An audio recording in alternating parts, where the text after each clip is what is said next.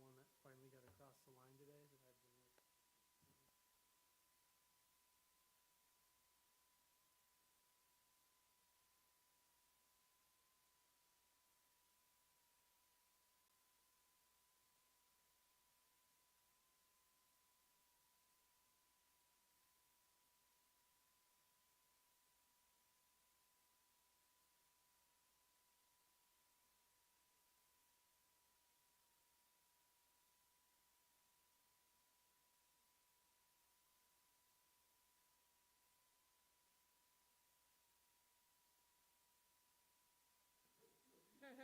It actually is really a cute town. It's It growing looks a like lot. a movie from, the westerns. It does, doesn't it? Everything looks two-story, but it's all one. They didn't like that when I said that in public, but. You did not. Yes, I did. But we were trying to get their height restriction raised, Oh, gotcha. and they did. They did? They did. They were cool with it. Why did I get 2 of these? People just don't like change. I think they're like, they've been so hungry, you know.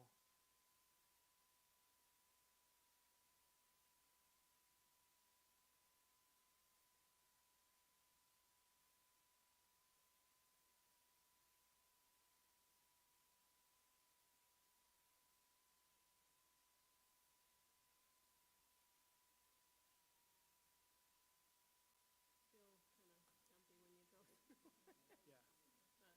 They still have affordable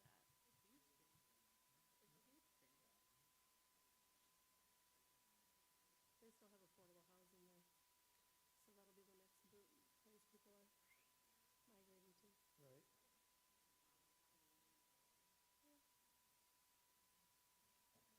For me, it's 45. It's Is it 45 R1 from here. now? I'm on this side. Looks like it. Me too, just an direct, easy way to get over there. I'll give them 30 seconds. 72. Out highways. Yeah, that's, yeah, you live in the Boonies.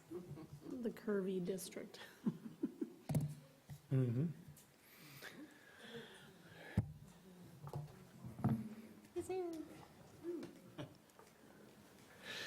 Another road soldier joins the crew. All right, you ready? All right. Evening, everyone. Welcome to East Bay Charter Township's special meeting for Tuesday, May 21st. Can we begin, Ann, with a call to order, and we'll do the Pledge of Allegiance.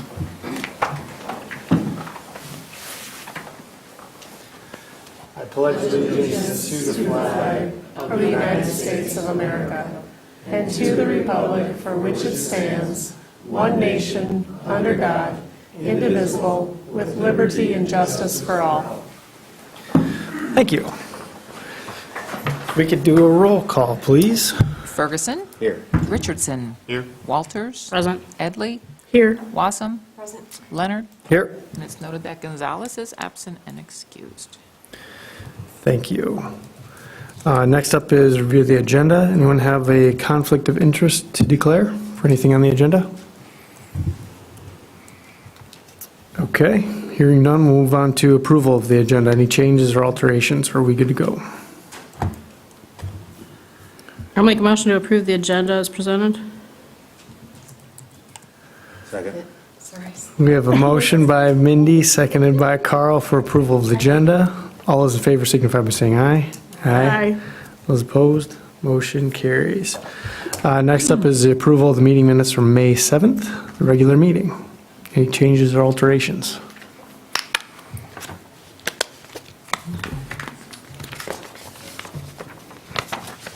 If not, I'll make a motion to approve the planning commission meeting minutes of May 7th, 2024. Support. thank you. We have a motion by Rhonda, seconded by Renee for approval of the meeting minutes from May 7th, 2024. All those in favor signify by saying aye. Aye. Motion carries. Next up, under item 6 is public comment. We do have a public hearing that's scheduled this evening. If you are here to speak on behalf of the Hampton Manor, we will have space for that, but if there's anything else that's on your mind, feel free to come up to the lectern. You got 3 minutes. Thank you, everyone. Doug Mansfield, Mansfield Land Use Consultants, 830 Cottage View Drive, Suite 201, Traverse City. I'm here tonight on behalf of Life Point Bible Church. They are currently located at 3 Mile and Garfield in your township, in a facility that's been here for about 20 years, and they're looking at a major expansion. Recently, we met with the planner and zoning administrator regarding that expansion, and it came to light that in your new draft ordinance, places of public assembly were not going to be allowed in the agricultural district, okay? Came to quite a shock. And since that, during that meeting, we discussed the programming of Life Point Bible Church and where they're headed in their development and future, and how that lend itself to being responsible neighbors in an agricultural portion of the township. We also talked about, I'll say nuisances, but traffic, noise, these kind of things, the impacts on the neighborhood. And Life Point is a church, worship facility. They're not into outdoor concerts, venues. They're not a school creating peak hour traffic during the week. They're simple. They're more of a basic, simple church. So through that time, we talked about strategies of moving ahead prior to the ordinance adoption and these kind of things, but still felt the responsibility to come here and talking to your planner. There's still room in your ordinance to look at these things. And since that time, at least what she's told me, is she's considering a difference in the definitions of public spaces, or public places of assembly and places of worship, okay? But we still wanted to come here as part of your community for a long time and just voice our concerns and allowing you to understand that they do understand their responsibilities of being in a neighborhood like this, that it is a special place in your township, and it has responsibilities to the neighbors, even though you might not be close to each other, that an invasion into that with what can be on Sundays, a large congregation has its issues. And so they're prepared to deal with that, and they are proceeding with their plans. And now we're looking at an overall master plan, so we make sure the township understands everything they want to be, and all the agencies do too. So I think they're being really, really responsible and would support you making that distinction between places of worship and places of assembly. Gentlemen, did I leave anything off the table? I have with me 2 pastors here tonight, so representing the church, so I just wanted to ask them. That's our only comment. And with that being said, I didn't see another part of the agenda to really voice that concern, so Claire said to just speak under public comment, and that's why we're here tonight. Sounds good. Thank you. Thank you.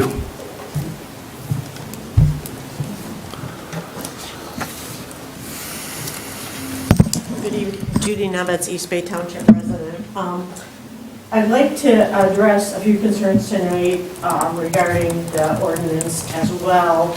I think many of you might have received my earlier letter that is containing a little bit more detail than I'm able to give tonight. So if you want to refer to that after, that's a good thing. Residential lighting, we talked about this before. Light pollution is the easiest pollution to mitigate. A section to address responsible residential lighting needs to be implemented, and now is the time. And it's my understanding you're researching that from the past ordinance meeting in last month. So I hope we address that tonight. Ground-mounted solar, 4.8D. This is a loophole, and I think regarding, because you can clear cut and deforest an area and then put up a solar array or windmill. I think you really need to look at that. We've been looking at a tree ordinance since before Claire was here, and it's never come to fruition. And I really believe, now is the time, and this is an environmental loophole. We're deforesting, and then we're going to put up other alternative energy. So please look at that. Temporary dwellings, the part on 4.37B2 should not be permitted. This is a change in use in many of the zoning districts. I know I live in the Pinewood Shores subdivision, and for at least 40 years, or since 1965, when the SR6 district came in, there were no additional temporary dwellings, camping, tenting, that type of thing, for 7 days, 60 days total a year. Who's going to monitor that? Those are going to become short-term rentals. There is no sanitation restrictions in your ordinance regarding those. Where's the gray water going to go? Where's the wastewater go? This is a health, safety, and welfare issue, I believe, that's not supporting and sustaining the infrastructure and tax base when we have homes that are taxed at one rate, which we know is fairly high, and then someone has a camper and it's taxed as a vacant lot. How does that sustain us? It doesn't. So you have 10 campgrounds within a 50-mile radius. You just approved additional sites at Timber Ridge. Please remove 4.37B2. This is a change in use.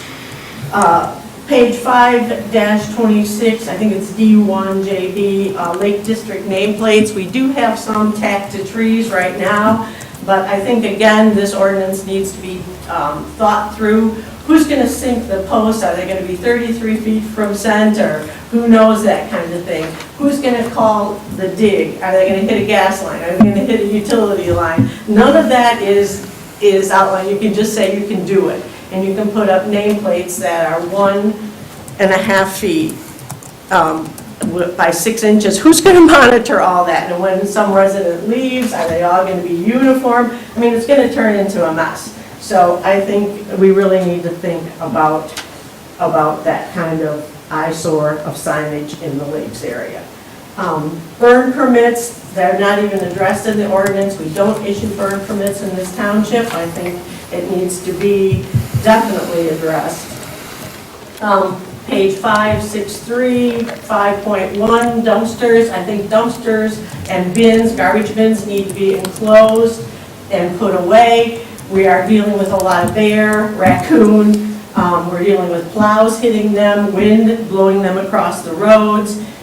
It's a hazard. So I would suggest we look into that. And then 6.28H amendments. You talk about major amendments. Are those going to require a public hearing? I don't believe it states that in there, and I think that should be defined. And if I'm wrong, that's please take a look at it and rectify it. So I would appreciate you addressing these ordinances in a realistic, logistic, and from an enforcement standpoint. That's going to be key. So some are just not practical and are pernicious to the environment and residential quality of life. So thank you very much for your time tonight. Thank you.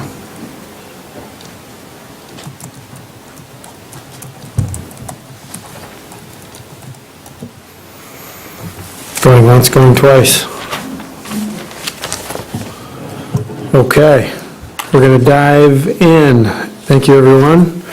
To correspondence. And Claire, I see we have a couple things on our desk, if you won't mind speaking to those. Yeah, in the correspondence packet, we have 6 items of correspondence that have come in, all related to the draft zoning ordinance rewrite. Additionally, that has come in since the packet went out. One is memo from Township Attorney Brian Graham, and that is related to the keyholing and funneling. And so I will go into a little bit more detail on that. We talked with Brian yesterday, just to get a little bit more information and find out some recommendations from him. Also have the inventory of existing churches on the desk by address and zoning district. Thank you. That was something we asked for last time. I appreciate it. Any questions to Claire? Okay. Moving right along into item number 8. let's look at site plan review 7-24, the Hampton Manor. We'll have a public hearing, but I think first of all, Claire, if you could speak to kind of some of the changes. This is not a new project, but something that's been brought before us before, and maybe some alterations have been made. Sure. So Hampton Manor, and that was, you'll recall, it's a senior living development. It was approved on the same site with the same applicant back in February of this year. So as you'll recall, the original configuration was 84 units. This bumps up to 99 units, 6 of which are independent living units located near Hammond Road. You'll recall originally there was discussion about can there be a building up near Hammond Road? So this new iteration does have a building located up near Hammond Road. You'll see that they've added a second story and increased the total number of proposed parking spaces. So they've increased both total units and parking spaces. The wetland setback has remained the same, area of disturbance generally the same. It is a use by right. The staff report details the standards and recommended standards, along with some additional conditions as requested by the Planning Commission in February as part of the last approval. So one requirement was the applicant will change the location of the proposed sidewalk pursuant to request from Eagle. So you'll see that that sidewalk on this iteration has been moved. The applicant will move the retaining wall as far back as possible to the south and add more mature trees to the south end of the property. So you'll see that's documented in the staff report. And then the last item was just a performance guarantee and requirements for the pedestrian and vehicular pedestrian connections to Olson. So not a lot of substantial changes, just to the site design, and but we've got the applicant and engineer here as well. Absolutely.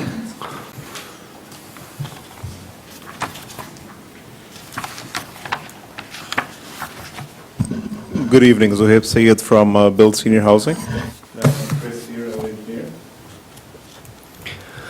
Good evening. Hello.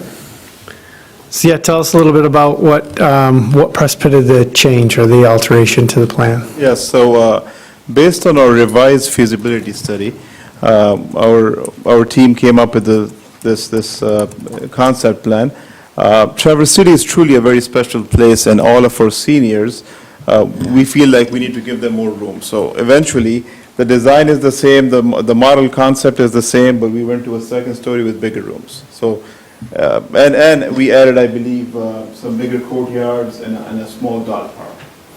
So essentially, the concept is still an assisted living, independent living facility with just bigger rooms than what we normally have. And I'm happy to answer any questions that you might have. Any questions in the commission? Well, we're going to conduct a public hearing. We may have some more questions, so if we hear from folks, we'll come back to you. But thank you. Oh, go ahead, Mindy. Which Sorry. wing now is a memory care? That south one? Same one, yes.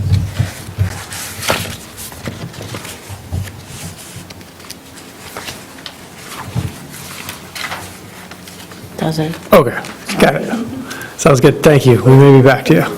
Appreciate it. And with that, we can open the public hearing at 6:46. So anybody who'd like to speak on behalf of the application before us, come on up to the mic.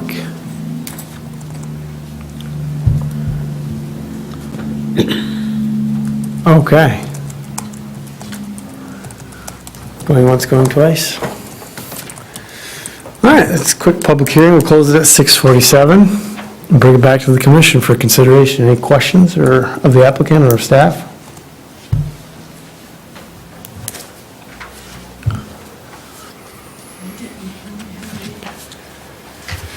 I didn't either. I remember there was some landscaping questions that we had, and I feel a little better about what they did to the south with adding a few of the trees and landscaping perimeters. Yeah, overall design looks very, very similar in comparison to what we had. Mindy. And I should have asked this of the applicant, but And actually, could you guys, yeah, come on back up. Sorry. the new buildings, are those at all for workers, or are they still senior? They are for seniors, yes. That's the independent, right, up front there? Correct. Yeah. And the memory care building is still single story, correct? Correct. The back. And are there elevators in this new? Just on the front side, where it's two-story. So it's a two-story going back to single story.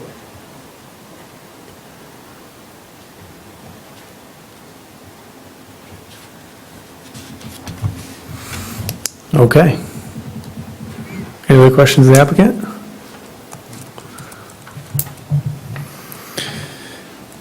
All right, well, thank you again. Thank you.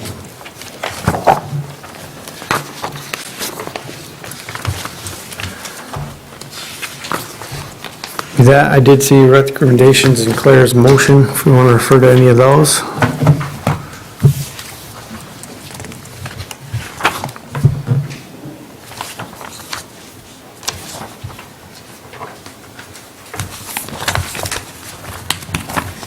I'll make a motion to approve site plan review 7-24 Hampton Manor TC revised with the findings of fact included in Claire's memo of May 14th, 2024, and the conditions in 1 through 6 included in the same memo.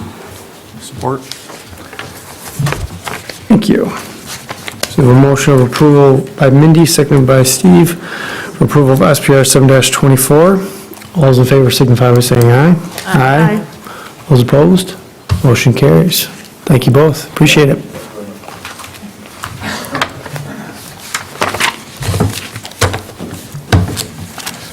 Okay, now on to the big one, the zoning rewrite that continues along. We had a few items that we were looking at last month, but in terms of timing with a couple of the folks we have on the phone, I think we're gonna kick it over to Claire. Maybe you can set the table for us for which ones we're gonna look at first.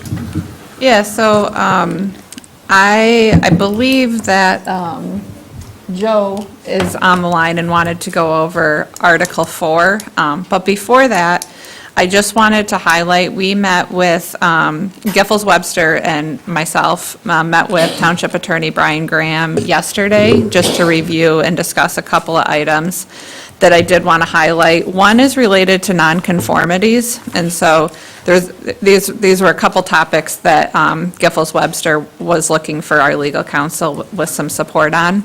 So the first one is, you'll see in the correspondence, there was a letter and some recommended edits to the ordinance related to nonconformities from Protect Forest Lake attorney.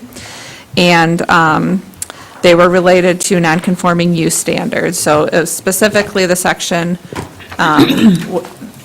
the recommendation was that the section would treat nonconforming, how it would treat a multi-phase development and other items related to uses designated as nonconforming Class B.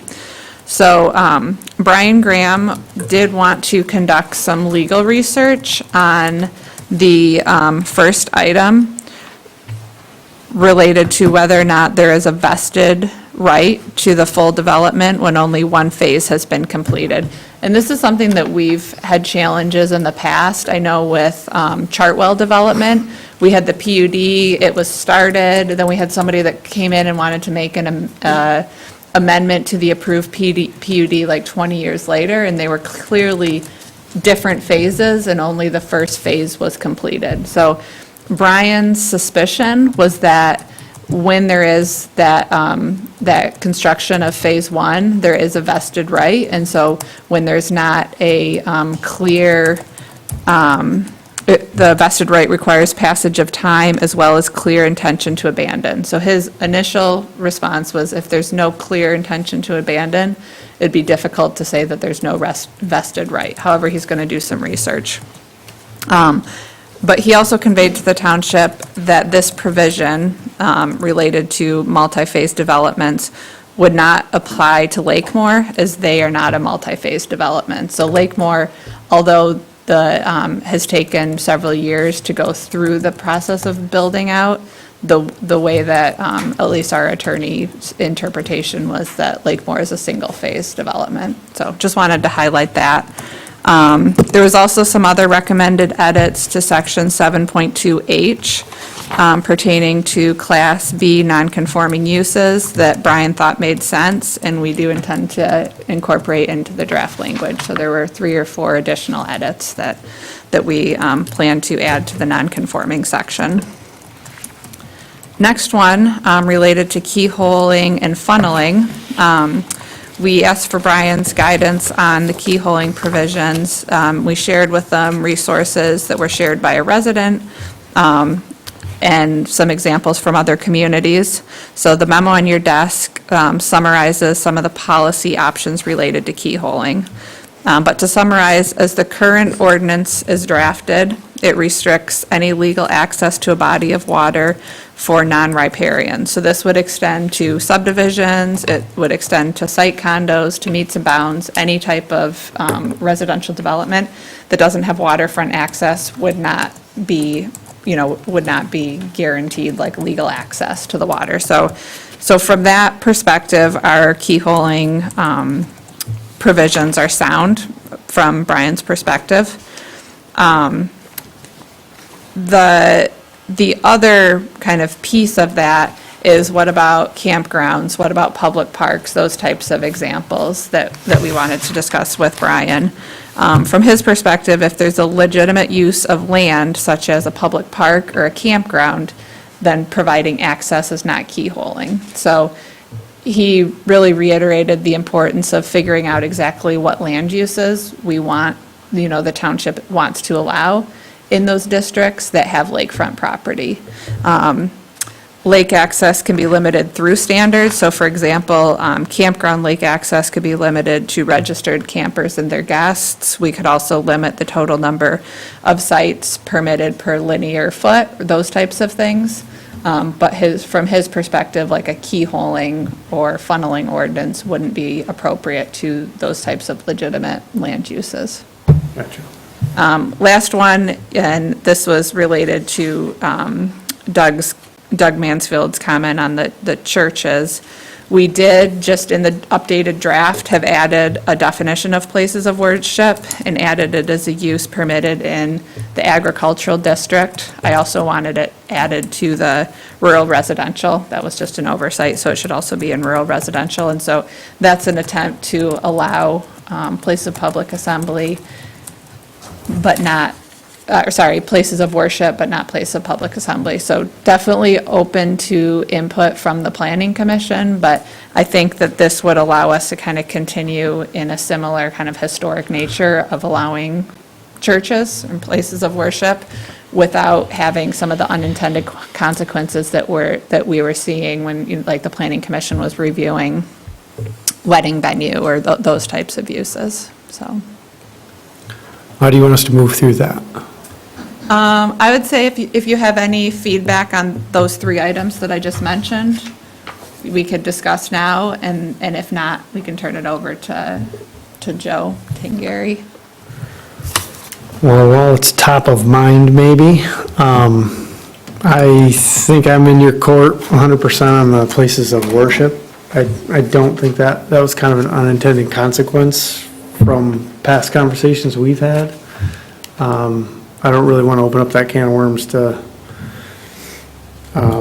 all places of public assembly, but that one, seems to be pretty unique anyway.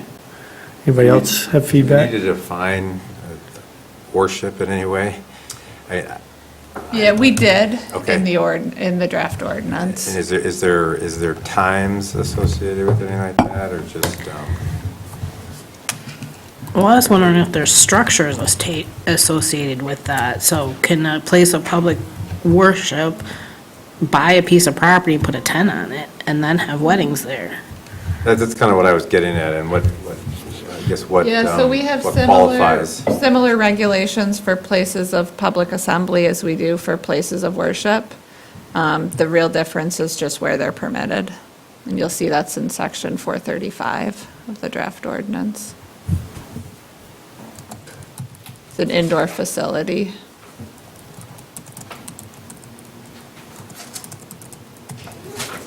Oh. So it would be a special land use and would kind of work through that process, similar to what the planning commission would do with places of public assembly.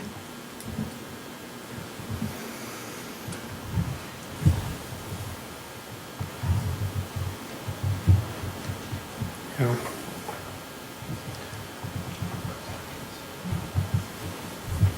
I'm just reading through the definition. Place of worship, a facility together with its accessory uses where persons regularly assemble for religious purposes and related social events in which the facility together with its accessory uses is maintained and controlled by a religious body, organized to sustain religious ceremonies and purposes.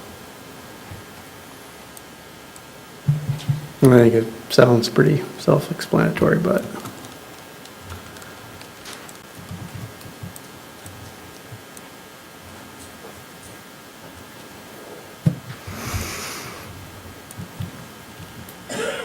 Any other thoughts on that one? I'm in agreement with you. Well, I'm comfortable with that. I definitely don't think they should be in the same category as just public assembly.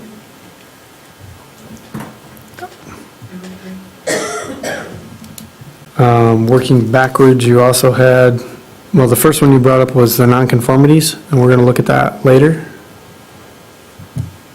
Question mark? Okay, Yep. got it.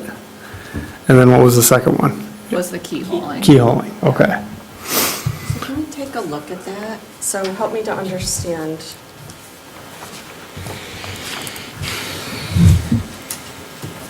The different kinds of land uses for access. And then Mary Thompson did send in some communication that she shared previously and gave us some, looks like quotes from other either townships or. Yeah, and I did share all of that with our legal counsel.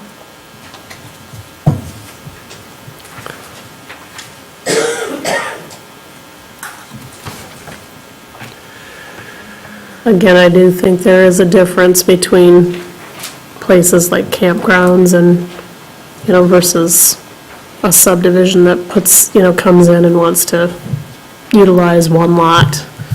I do think there's a difference, so sounds like the attorney pretty much, You said you didn't think there was a difference? no, I think there is.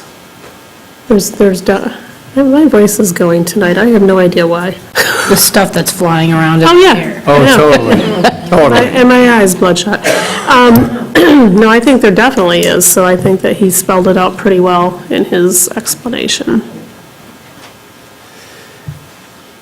Yeah, to me, coming up with an arbitrary equation as to how many campsites you can have, I don't know where to even begin, Yeah, that sounds a little difficult.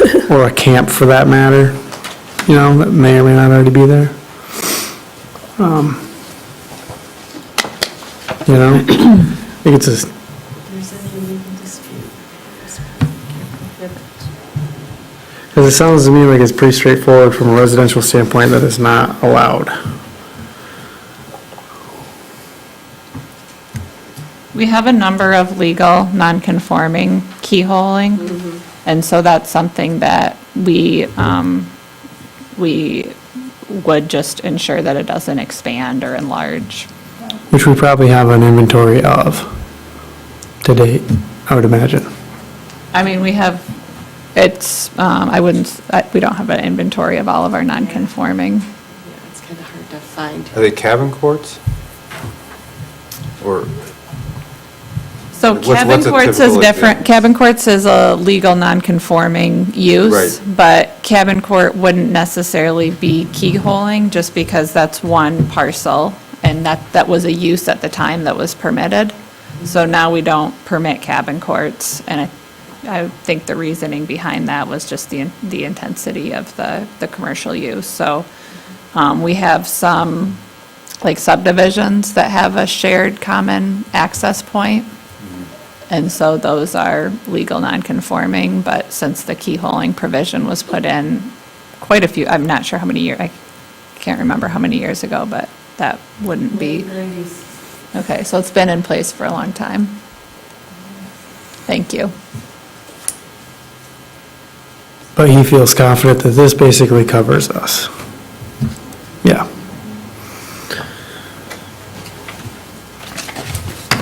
I'm inclined to stick with that.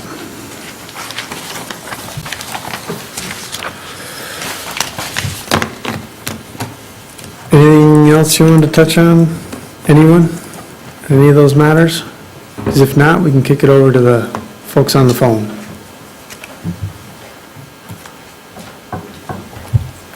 And was it Joe that was going to lead us? Yeah. Welcome, Joe. The floor is yours. Where do we begin?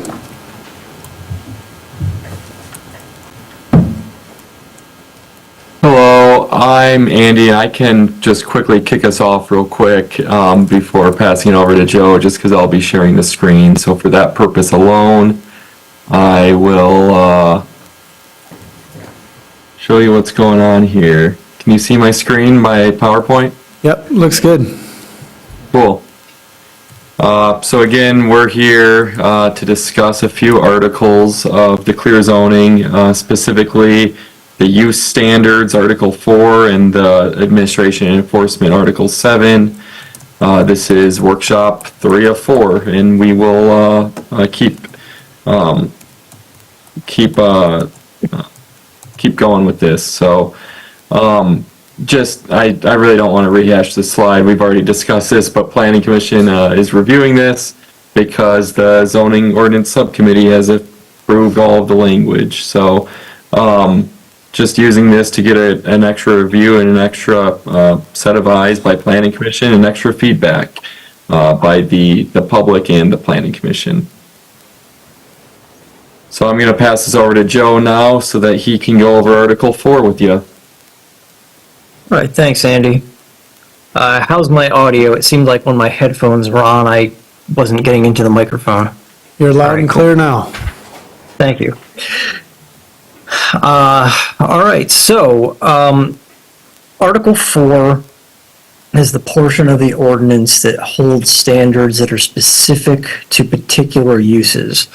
So not every use that's imaginable or will ever occur in the township necessarily has standards that are specific to it, but some do. And this is the portion of the ordinance where they're all housed. And when those uses are listed in Article 3 under a district as permitted or special land uses, the link will typically be to this section if there are standards. So there are a few sets of use standards that more or less carried forward from the existing ordinance. There are others that were more significantly modified or that are new to the ordinance. Those are listed on this slide here. And a few notes. The clear cutting note that was brought up during public comment actually has been addressed in the revised text of Article 4 as related to alternative energy since the last meeting. So the most recent version of the draft does have some language about that. And then, as Claire noted, the place of worship issue has also been resolved by separating that and listing it separately in certain districts from other places of worship.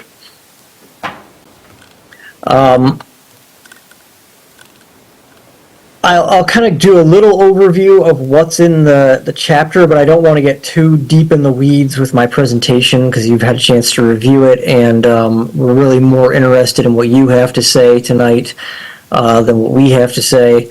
So,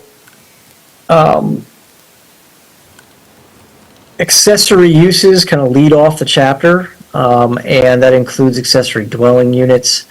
Temporary uses have been moved here. Originally, they were under the Zoning Board of Appeals, so their approval process has changed, and their standards have been moved here.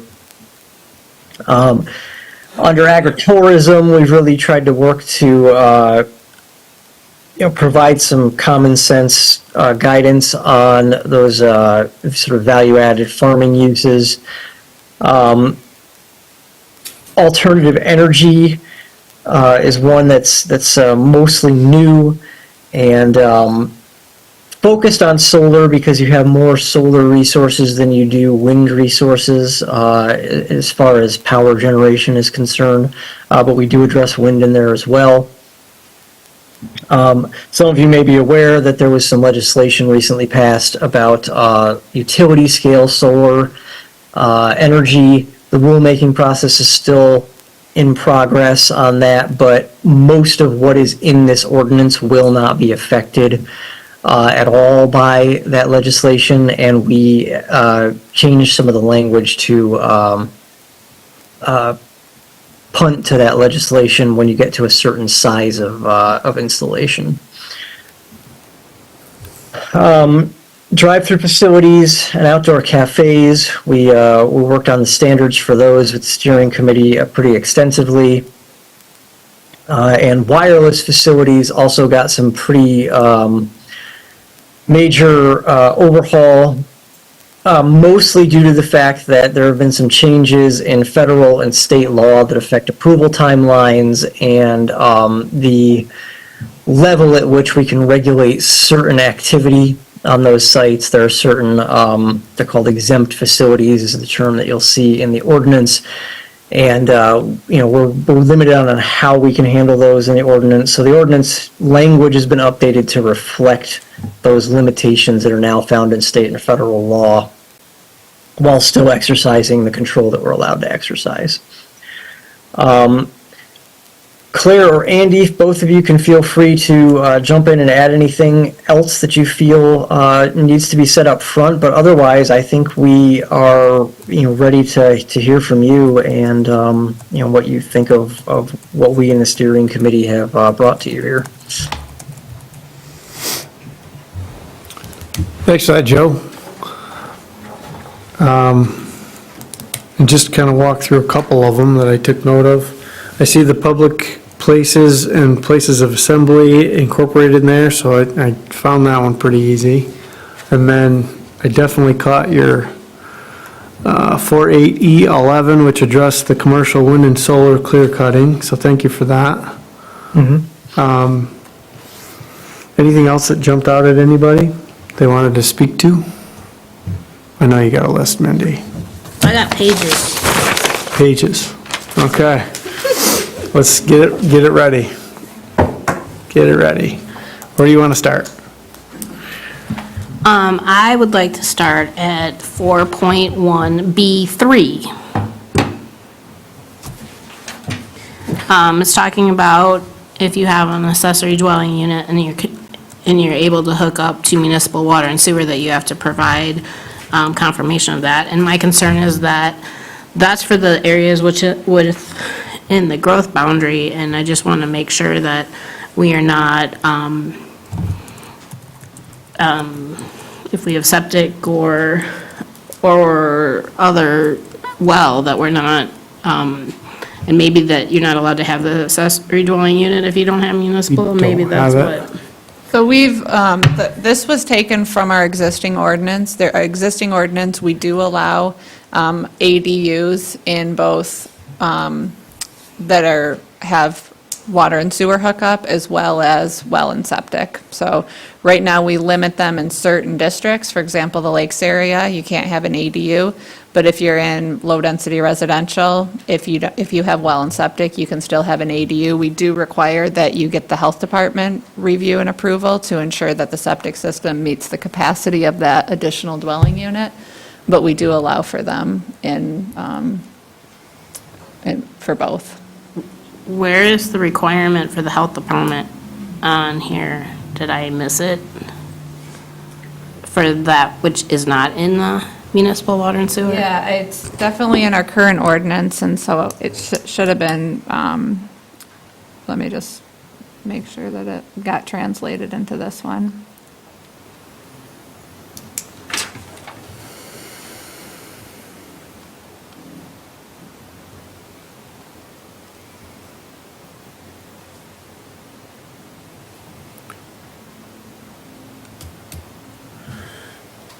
So it refers to Yeah, so. applicants in the municipal water service area only, So, right? but it doesn't specifically say that if you have well and septic. So I think Not that allowed. we want to put language in there that specifically states that the well and septic needs to be too. That was what I was, I'm more worried about those than I am the municipal water and sewer. I think the REU was important to make sure that those fees are paid, but yeah, that should be added. That's my point on that one, that we need to add that one. And now I'm going to 4.1C2. This statement is confusing in the way that it is. It looks to me like the accessory dwelling unit needs to be between 250 and 1,000 square feet and cannot exceed 52% of the principal dwelling unit size. However, the 250 and the 1,000 are separated by the percentage, so I just think that that whole thing needs to be revised to make it clearer.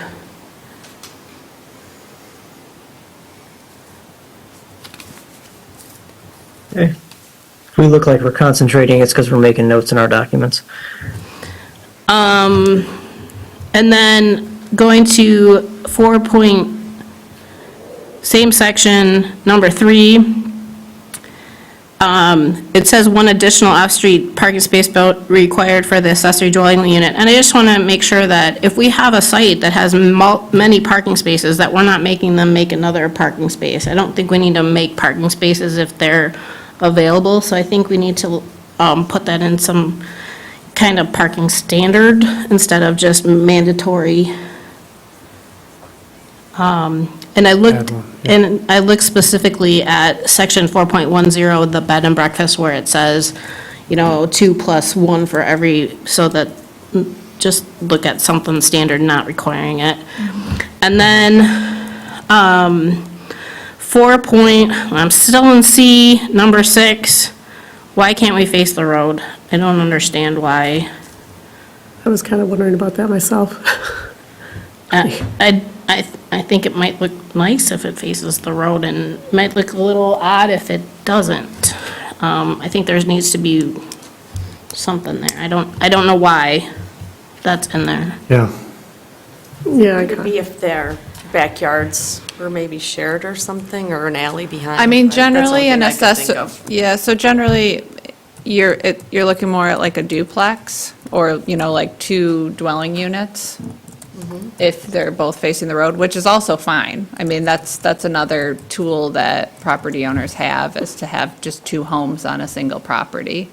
But with an accessory dwelling unit, generally, the desire and kind of the way this was drafted, and this was before my time, so we didn't make any changes to what exists in the current ordinance, but the idea is to have it look and feel as close to a single-family detached home as possible. And so that's oftentimes the design standards that you'll see in many communities for ADUs are,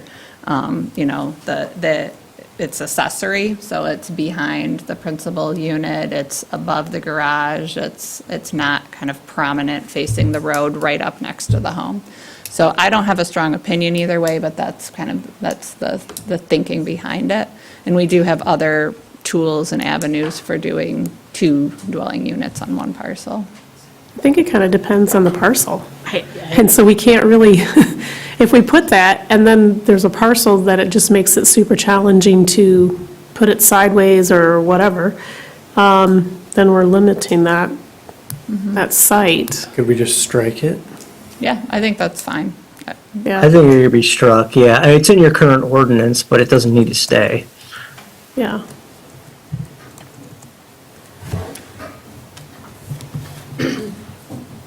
Keep going. Page 2. I'm gonna jump to 4.6. Can I stop? Yeah. 4.2B. So underneath the regulations and conditions, could a homeowner, and this is just a hypothetical question, could a homeowner actually move into the ADU and rent out their primary? It says in there that they can And use. that's the Right. change that we've made from the previous version of the Right, ordinance. How does the tax work on that? Is it the same regardless of which they reside in and which is a rental? Just a, That would be a good question for assessing, but we just wanted to make sure that there was flexibility Yeah. for someone to age in place and move from, a larger home into a smaller home, depending on the stage of life that they're in, as long as they reside permanently on the property. I imagine what they would do, considering I also sit on the Board of Review, is that they would transfer their percentage from, so I don't know exactly how they're going to tax ADUs versus the primary residence, but if they move over there and rent this out, then they're literally probably just going to transfer their percentage of primary residence to that, yeah, okay, just a question. yeah, It's just an inquiry I had. yeah. So, thank you. It won't get by them. As long as it's not under the radar, it won't get by them. Okay. Back to you, Mindy. That was just Four, inquiring four. minds.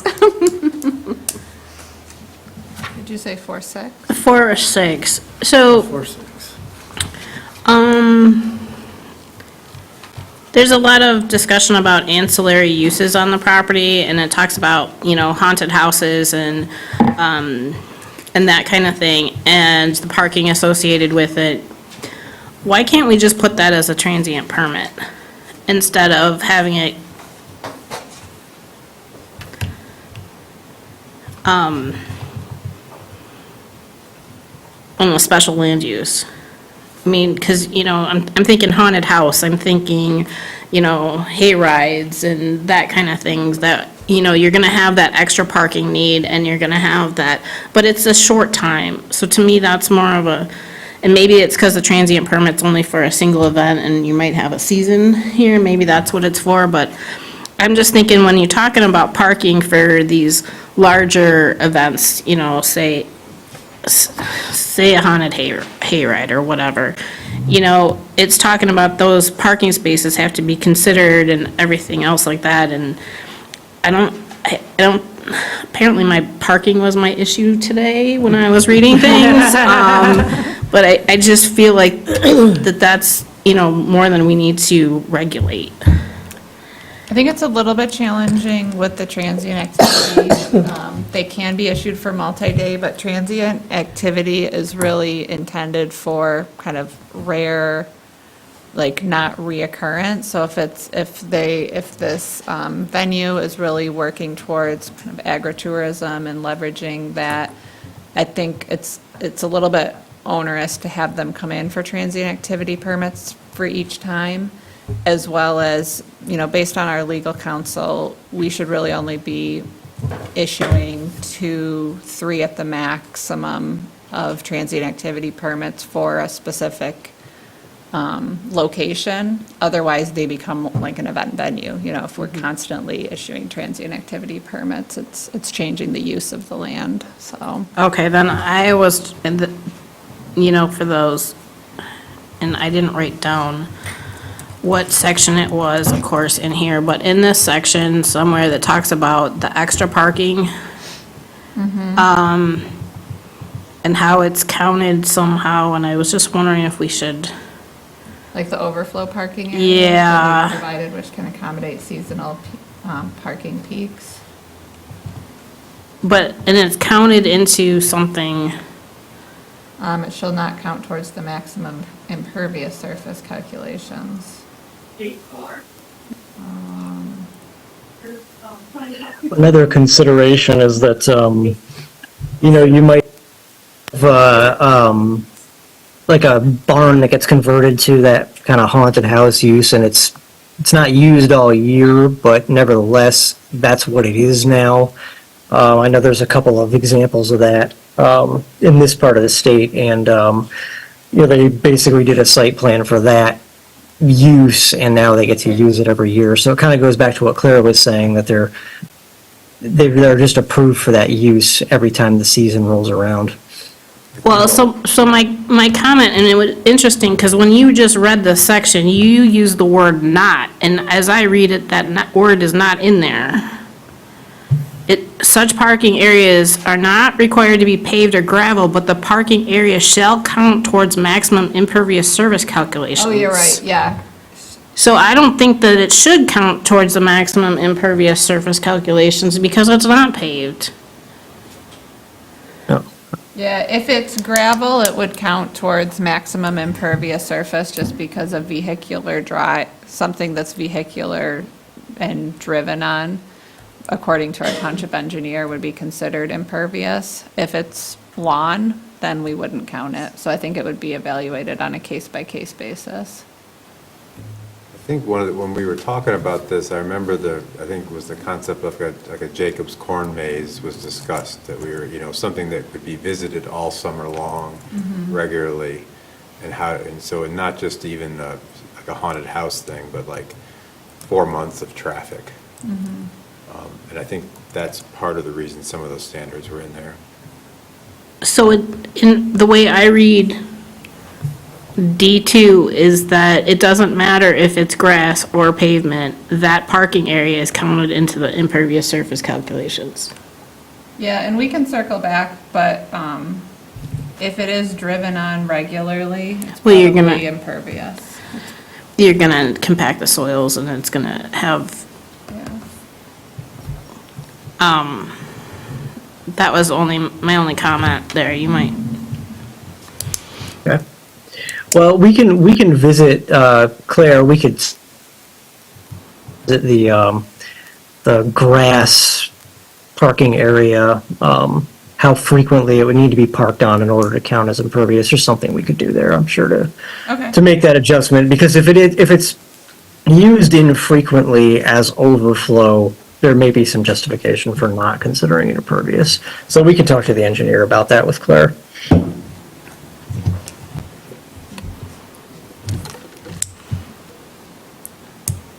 Rhonda, I want to go to 4.8 next. Do you have something before that?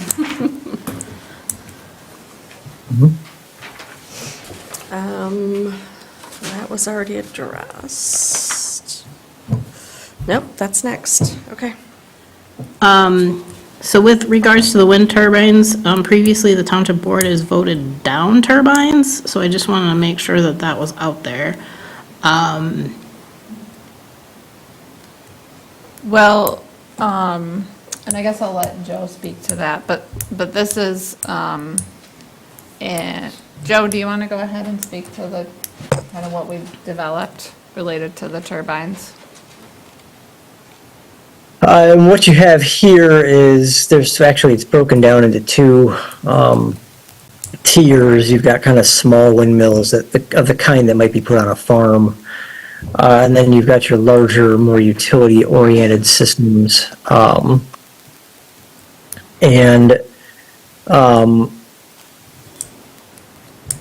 I mean, basically, they're just trying to establish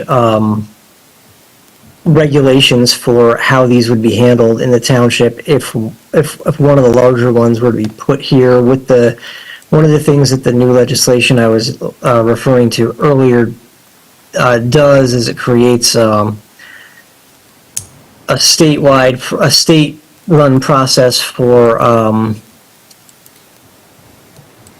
utility-scale energy systems. In the case of wind, you could have one turbine in the township that was part of a larger system, and if you've got an ordinance that regulates how those are put in, and the state were to be reviewing the process, they would refer to your ordinance, as I understand it, under the way this law is written. And if every community has an ordinance, they actually can run the process locally, and it doesn't necessarily have to go to the state. So that would depend, of course, on your neighbors, but it does help to actually have standards in there for it in case it does come to your area. Okay, so with regards to the small turbine, which in going to number 7, when we talk about abandonment, with regards to the small turbine versus the large turbine has an actual bond associated with it or that kind of thing, and there isn't one on the small, but it's still saying that the planning and zoning department may order the removal. Do we need to have a bond associated with the small as well? We could refer to the performance guarantee requirements there. I don't think that would be an issue.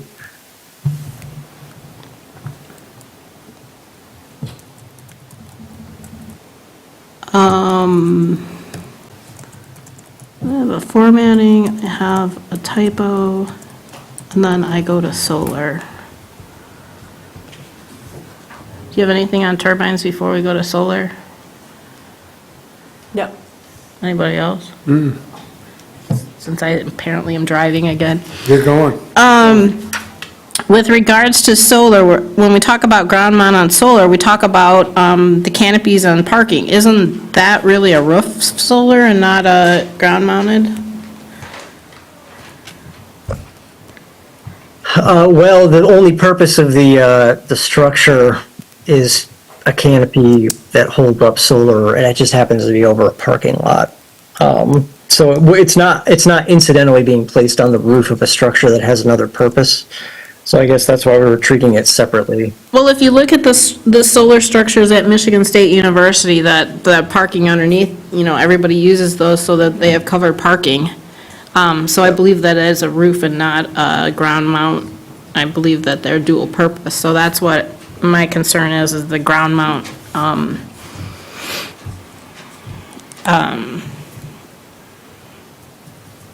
And I don't see a definition of either, so I just want to make sure. I think that actually might be more of a roof or carport kind of thing.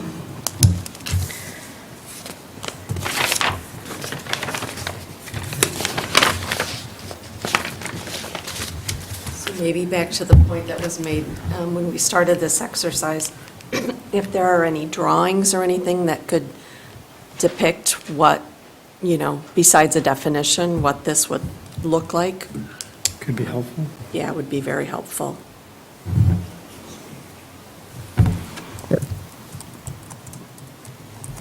I jumped to 4.9 next.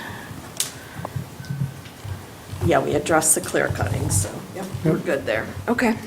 And we've got an 8-foot fence. I'm wondering why we need an 8-foot. Can we use a 6-foot? And we also, I'm just wondering if, in the industrial district with an automobile repair facility, do we really need that? Do we? That fence, because that is an added expense to our, that was just my thought there. The only reason I can even think to have a fence is if they have, say, a towing facility and they have an impound lot. At times, maybe they want to do it for their own security, if you will, which I can understand, but to require it, I think, if I remember correctly, when we were talking about this, there are some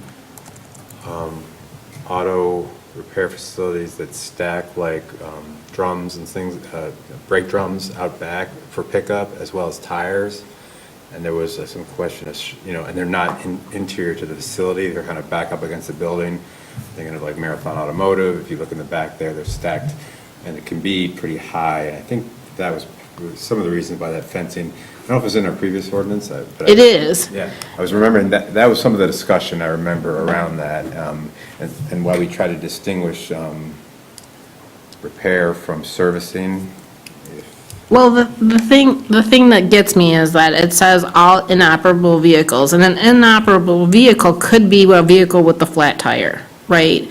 To me, that's not a visual nuisance. It's gonna be there for, however long it takes to get it fixed. It's not a long-term storage type thing. I understand the tires or the brake rotors or that kind of stuff, but an inoperable vehicle that's I don't think that that has to be in a fenced-in Oh, area. I would agree with that, yeah, yeah.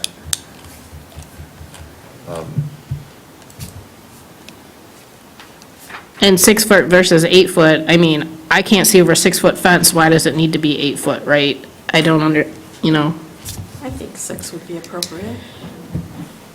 I feel like we had this whole conversation on the with Rev repair. Automotive. Yes, it's like, We I feel, did. I'm having deja vu. We did. But what did we end up, I mean, that I was, don't remember We what didn't make them ended put up, the fence in except for 'cause part they of already had it. a bunch of vegetation there, if I recall. And there was. Well, no there was room already there. a fence, and then we made them put the fence on the one side, but not the other side or something, do you remember? Yeah, I don't think that fence has been built yet. What is this for the? was it a condition?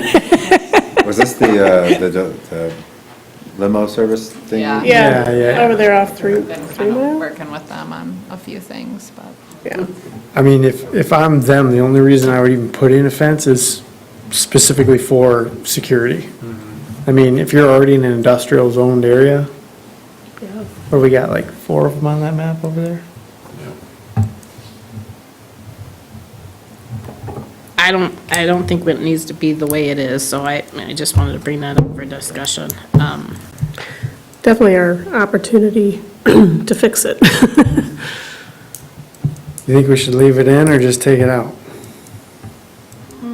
The fence altogether or the height?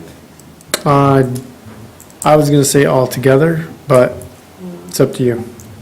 I still think it'd be appropriate to leave the fence in. I don't think 8 foot's necessary. I think 6 is fair. That's just my opinion. I don't think it needs to be around all storage of inoperable vehicles. I think it needs to be storage of parts or, Yeah, Yeah, why don't we just strike in that first portion? Because if a car is scrapped, or if it's just parts, it'll well, kind it of says fit. all that has to be in the enclosed structure. All automotive parts and scrap shall be stored entirely in an enclosed structure. Yeah. That to me was what I was kind of leaning towards, is they would generally keep that stuff out of sight anyway. right. So this fence is So what are we really for protecting the about? inoperable vehicles. Yeah. Yeah, what if they were backed up, you know? Maybe there was hail damage and there's a bunch of vehicles there and they're going to be there for a while. I mean, Same conversation. it's we had. unsightly. Well, I think with like the tires and drums though, I mean, they have regular pickups, you know, so that they may turn out 50 drums, they put them up against the back wall, somebody, a scrap metal person comes by daily and picks them up or something like that. Yeah. I think, But it says in the first one that all that stuff has to be inside. right, but that wouldn't be storage, I don't think. And I think that's why, right, because it, Scrap. if it's just sits there for a day, the storage? Or whenever it gets full. Stored entirely within an enclosed structure.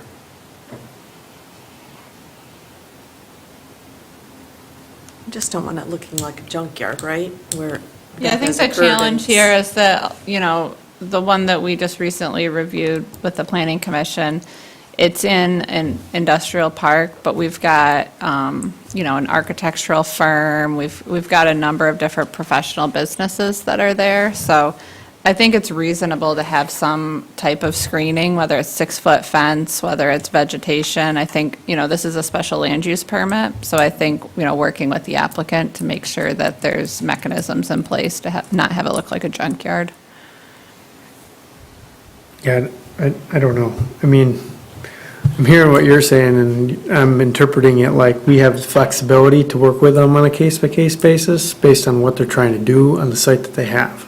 Yeah, So I mean, that's what we did with the last site. that's where I'm at. So, but if we leave this in here as is, then it's like, you gotta put in a fence, and you gotta put all this stuff in a building. But if You you know. go over to the facility that we just reviewed, it does not meet what we asked them to do, and they've expanded a lot. Well, that's an enforcement issue. That, oh, wasn't it? There may be other things at play. So, yeah, I mean. But we did our due diligence. From my perspective, the screening is, I think the planning commission can have some flexibility on what appropriate screening is, whether that's fence or vegetation So you, or placement. you want to leave it as it is? I think the 8-foot is a little excessive. So I 6 think foot. 6 foot would be more appropriate. But then are you saying that if we leave it at 6 foot, that they could put in vegetation versus, But that's It what still says that here. it does say that, okay. Yeah, or evergreen landscape. Oh, okay, yep, all right. Then I think 6 is fine. I just don't think you're gonna have a whole lot of places that are gonna store bumpers, taillights, pieces, parts in a building. Maybe, but I doubt it. I don't think we're doing that right now. I know we're not doing that right now. So that's what I'm saying. Do we want to enforce this? Or do we want to play it out with somebody over the mic and kind of negotiate what's reasonable? I think that's what we need to do. That's why I'm saying, what if we just took this whole thing out? Then we Just don't work it have, we don't have a place to start. And we can't enforce more. I would say because it's a special use, we do have all the grounds to negotiate, period. It has to be tied to a standard. Could we have some type of screening dialogue in here? That's maybe a little less I think we can restrictive? put some language together that speaks to the screening of parking or storage of inoperable automobiles. I mean, I'm with you, Rhonda, I don't want to see it Parts and just stuff everywhere. Yeah, that's what I'm And just- I don't think that's the intent of any business owner either, but, Well, we've seen it quite a bit in the But- historical past. but I think Not if we just get recently, but- people working with us though, and having something that we need to at least address, then we can look at the site, I think, and get a more I'd rather have like a realistic resolution to it rather than just saying hard and fast, this is what you gotta have, if we don't necessarily need it. This gives flexibility, it's one or the other, a fence or a buffer. I guess I'm speaking towards the part where it's like all the parts and all the scrap has to be inside.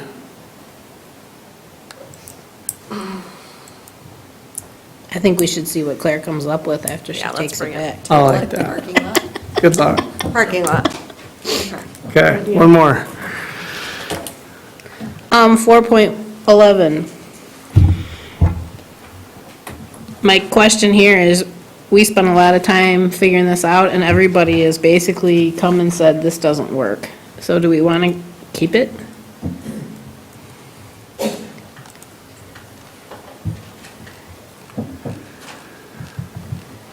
As a use, Yeah, generally, yeah. I mean, we had all good intentions, but Yeah, what I so- think we've heard is it's so specific that nobody can do it. Yeah, we did talk about this quite a bit with the subcommittee, and we made a few modifications to it, and my vote was for striking it, but we, I think through kind of discussing different options, decided to keep it in. We did try to make some changes. You don't think you were there? To make it less prescriptive. Joe, do you want to speak to this?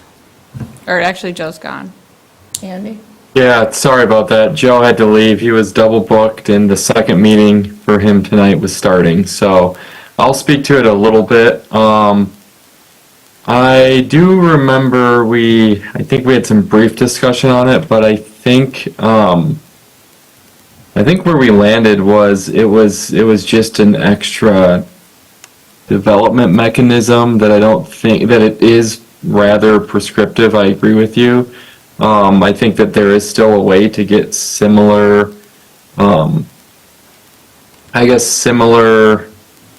style of cottage cluster development through just the infill strategy that we listed in 3.6 I'm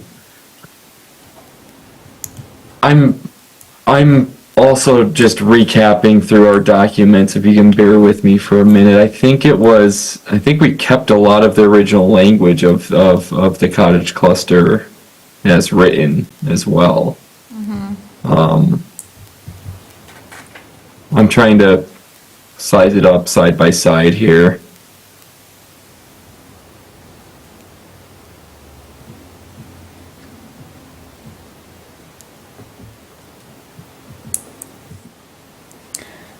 I mean, I can understand wanting to keep it because it's a development opportunity, but, you know, we've had it for years and nobody's, Yeah, and no- that was definitely the feedback that we provided to the subcommittee, was that I don't see it as a tool that, we've had people that have come in that have sites that they want to develop, but their desire for vehicular access to their sites makes it very difficult to have like a center courtyard, so, you know, in theory, it would be a cool opportunity, but all of the developments that I've seen have used other tools. So I guess, you know, taking it out would, I don't think there's any harm in keeping it, but I also don't see it as a super viable tool. And as we kind of started to talk about how could we make the standards different but still keep the courtyard, there wasn't really any way to achieve both of those means.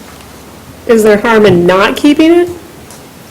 I mean, are we excluding anybody by eliminating If it? we eliminate it, then it just wouldn't, then you know, you wouldn't have that tool to come in and do a cottage, bungalow court or cottage cluster development. Could you accomplish the same, thing with like the density bonuses or anything else? I mean, it's more kind of an aesthetic that people are Yeah. going for, right? That backyard facing Yeah. kind I of think you thing. could, because some of the unique items with this is that we've reduced the road width, we've reduced the dwelling size, some of those items, but we're accomplishing that more holistically with our whole zoning ordinance. So I think that with and Andy, correct me if I'm wrong, but I think with the added flexibility that we have in our ordinance, we could probably achieve this. Yeah, I would think so. I think you can build a very similar type of development as a cottage court using the infill in 3.6. That kind of enabled allowance. You could build, an increased number of dwelling units per lot if you have that greater lot size. So you can build up to 4 infill single-family units in the LDR district on one property, as long as you do meet that minimum square foot size.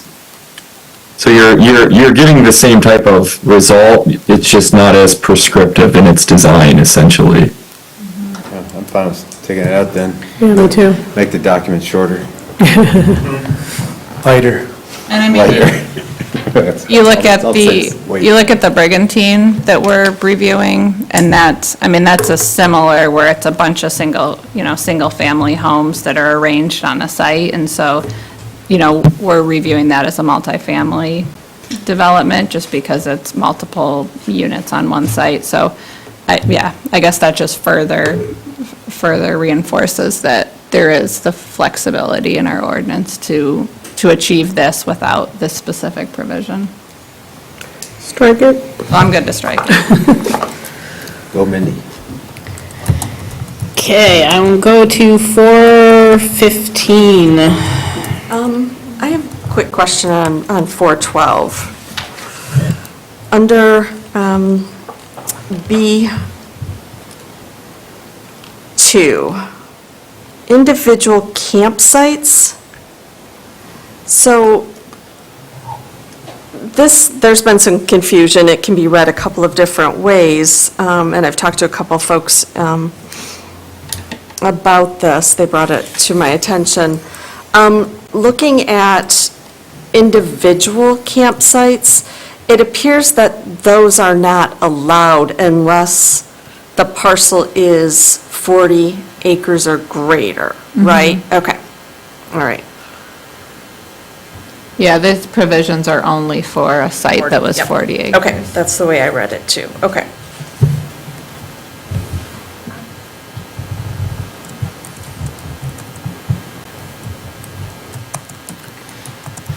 Anything else on that one?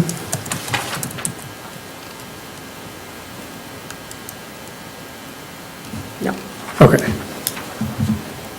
13, 15. 15? Okay. Privacy fencing, 6 foot high. I thought we decided to follow the state.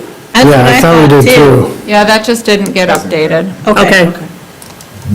I've got Cool. it noted in here. Yeah, I thought we went to war at childcare last time. I know, right? So too, but it's Yeah. still there, Yep. so. I think Yeah, no, it was good. discussed last meeting. Yeah, we eliminated it at the last planning commission meeting, right? Yeah, Okay. the regular. So, and then if you go to 4.19, we've got the same 6-foot fence. I think we should go back to the daycare state regulations on fencing here as well. Comply with. With 4.17. 19, educational facilities, What? B3.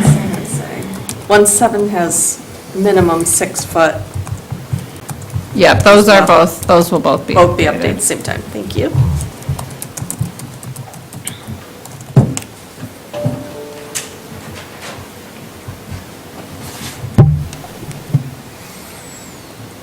Did everybody get that? Yep. We move yep, on? Yep, All right. keep going. I'm going to gravel pits now, which is 4.21.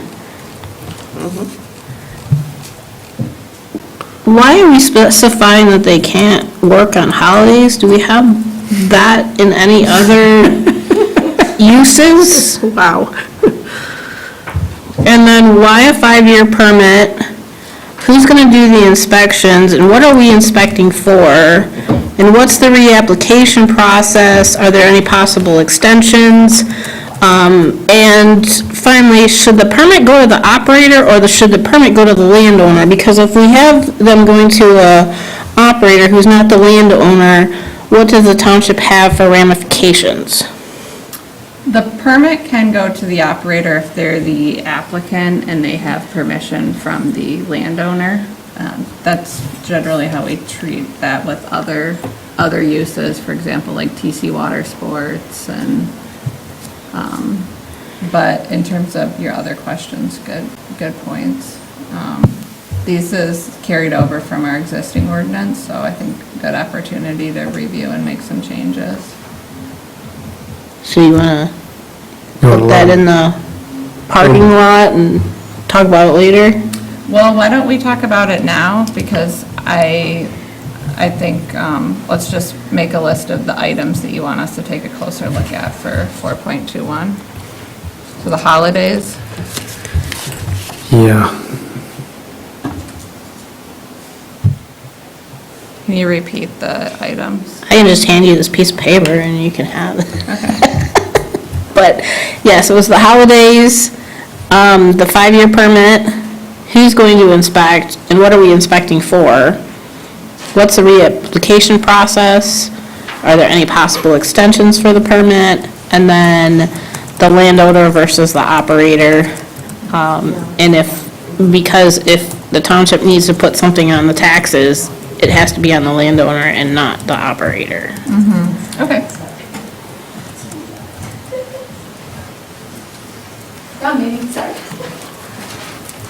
Pickleball's next door.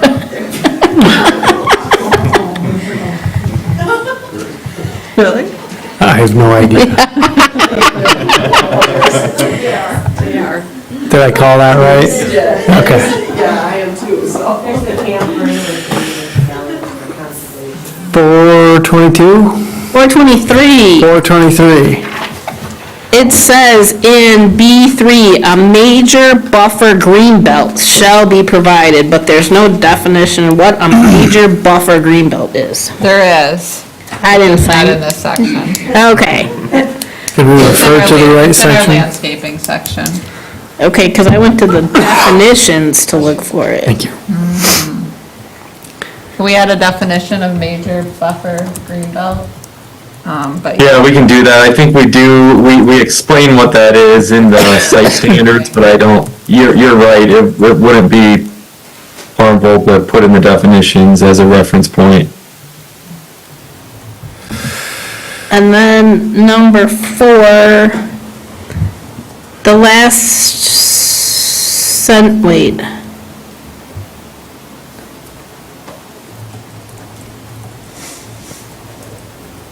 So B4, and this came up very recently to us, I think last meeting, where it talks about the meeting rooms and the personal facilities, taverns, bars, etc. But it does say here that accessory uses available to the general public shall require parking in addition to that provided for the hotel itself.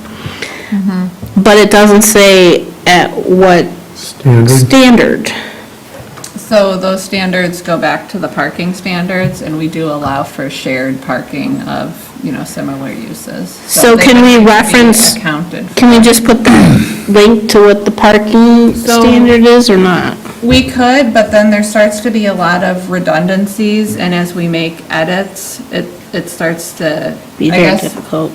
I'm curious your thoughts on that, Andy, but we did take out, because in a lot of these, it would reference landscaping, parking, like over and over and over again, and so I think it starts to get a little bit repetitive, and then when we make a ordinance revision, there's inconsistencies, so I do want to be careful about that, because if we reference the parking for this, we kind of need to reference the parking for every single standard, because everything requires parking. Okay. I guess it's up to you on how many times you want to see, the reference per section 5.1.B2. And I think it can be really helpful. But if it's like a listed prescribed standard, I think it's a little unnecessary. It's totally up to you. I don't know if we get into a consistency issue if we just put it on some and not others, but if you do want to really reinforce the point, I think it makes sense to add a reference. I do like that idea. Do you want to add a reference? I'll leave it to you guys to decide. I think it should be there because the word shall is in there.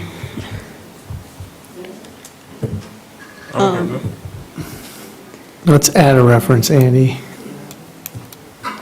Okay. Animals, 424. And I know we've talked about this before, but I don't know how many people were here for this discussion, but 424, we don't talk about bees. An animal. And we talked about it before, and it ended up that we did not add them, even though we had people that were beekeeping, and Right. we have a large beekeeping. Can we, and this is we keep going down. Number 4, I think, is where we address that. So before we get there, so this, I guess, thinking about domestic pets, dogs, cats, rabbits, whatever. This wasn't in here before. Is this attempting to address the situation of the hoarding case? Nope, this was in here before, the keeping of animals. Right, but not specifically dogs, cats, and then a limitation. So I was just trying to figure out, Oh, but the keeping. but the keeping of dogs, animals cats is- itself, is yes. permitted in all districts. So, Right. There's not a limitation, is there? no, so I'm, Not for yeah, that dogs, wasn't, cats, that or- wasn't part of the discussion. We did talk about exotic animals and Okay. didn't end up having any specific, I think acknowledged that those are regulated elsewhere by other state agencies. So it says private keeping of not more than any combination of 4 or more cats, dogs, or similar commonly accepted domestic pets. Where are you reading See that? that? Where are you reading It that? changed again. Hold on. I'm not seeing that one. Yeah, that sentence got removed. Sorry, I have my electronic version and my printed version, so, okay, thank you. That's where I was going. My apologies. I do think maybe bees should be added. Something. So do you think it's under 4? I thought it was under 4, because remember we talked about the GAMPs, Generally Accepted Agricultural Management Practices, and it's almost like, if I'm reading through 4, agricultural operations should refer to, maybe it should say, should comply with. So I think the thing with beekeeping is if it's done from a hobby perspective, it would be likely not covered under the GAMP. So, but I'm curious, do you want to allow someone in a subdivision to be a beekeeper? No. Okay. I wouldn't want to live next to that. I would. I would. I would. Yeah, I've lived next to people who have We can who have definitely bees. make some provisions, but I just wanted to find out what the guidance was Yeah, for unless your those spouse provisions. Yeah, but if you have kids that are allergic or, I mean, I don't know. Around as it is. To me, that's a farming thing. Right, but you don't need it concentrated. I don't know what this feels like a, Well, I mean, a beekeeper's going to be more than you generally have in a garden or flower bed, you know, if they've got a couple of But substantial. hobby beekeepers usually have like one hive. I mean, Yeah. and they, you know, they harvest occasionally. I mean, I know people who have, Yeah. in subdivisions here, I can think of at least 3. I know. They better not be in East Bay Township because we don't allow them.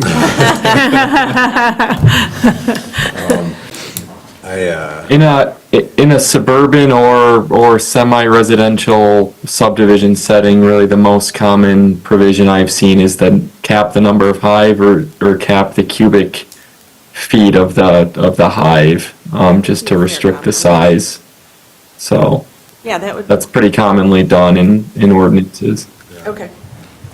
No, I think that's fair. So last time that we talked about it at the planning commission level, it blew up. yeah, it did. Oh, really? Oh, it blew up into goats and Yeah. sheep and 4-H animals and, Didn't we have someone come in though? oh, yeah, we had, I thought we had somebody from like, And we made her get rid of her hives Yeah. because of this, so I was fascinated by it, but this whole thing blew up. Yeah. But I think a lot of it got number 4, because we were talking about, I thought that's where that came from. the other thing is that at the Michigan Township Association meeting last year, and I'm jumping backwards to solar, they talked about how efficient and effective it is to have ground-mounted solar arrays and have sheep there, because they maintain the lawn, and that gives the sheep places to hide, if you will. Well, those are goats, though. Yeah. Goats eat everything, so the solar panel's in trouble, but, I just want to make sure that in the ag district, we're allowing that kind of thing, because it's, something that, people are very much pushing, so, Allow the keeping of animals? Is that your question? yeah. But it's in the ag district, so District. isn't it good to go I anyway? think so. It's just that solar panel piece in there, too. Anyway, I'm And we sidetracked. can add the bee standards. Okay. Yeah, so Andy, R&D that one for us. Thumbs up, he says. Rip off and duplicate. Okay, I went to 425. Why do we have to have a kennel on a county road, on a primary county road? I wondered about that too.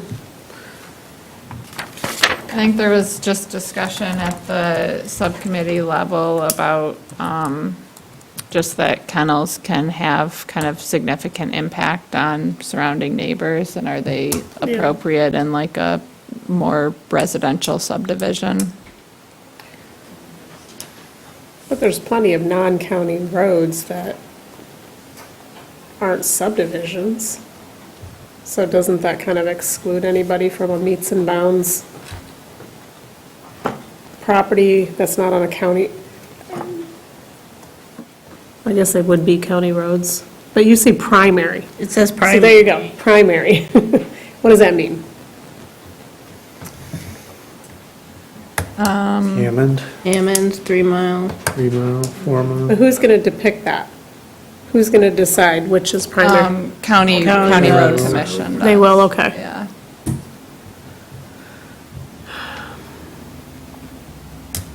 Just a thought. If you want it to stay, I'm fine with it. I just questioned it. 4.37, it's just I believe it should be 7 days instead of a week, because you're talking about 60 days later. It's really just a grammar consistency thing. Did you say 3.7, Mindy? Yes. Down to temporary, was that temporary dwelling? Temporary use. 1 week or a total of 60 days? Yeah, I think it should be 7 days. No. Because it can't be 1 week consecutive or 60 days total in a single calendar year. Either one of those.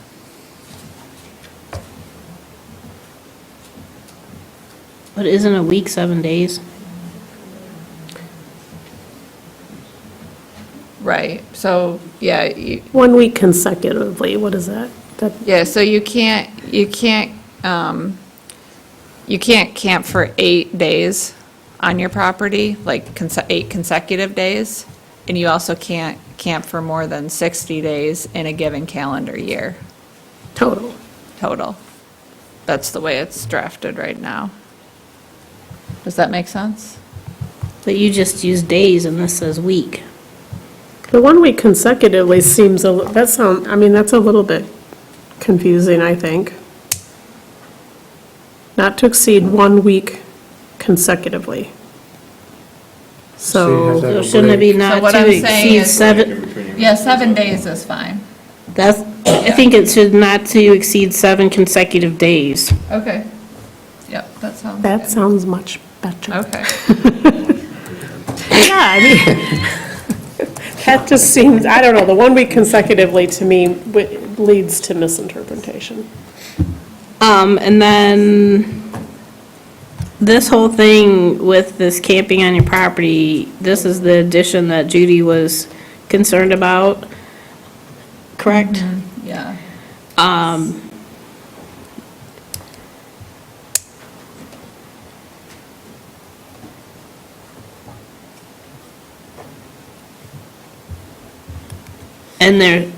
And I kind of feel like there's some areas that this should be allowed and some areas that shouldn't be allowed, so I need to go back to.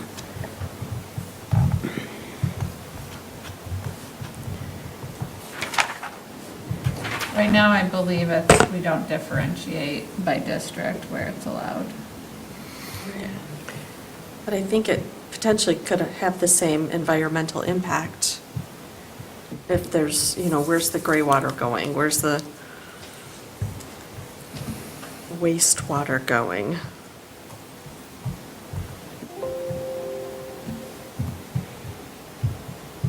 Do we need more under that? Because it seems very light. There's only 2.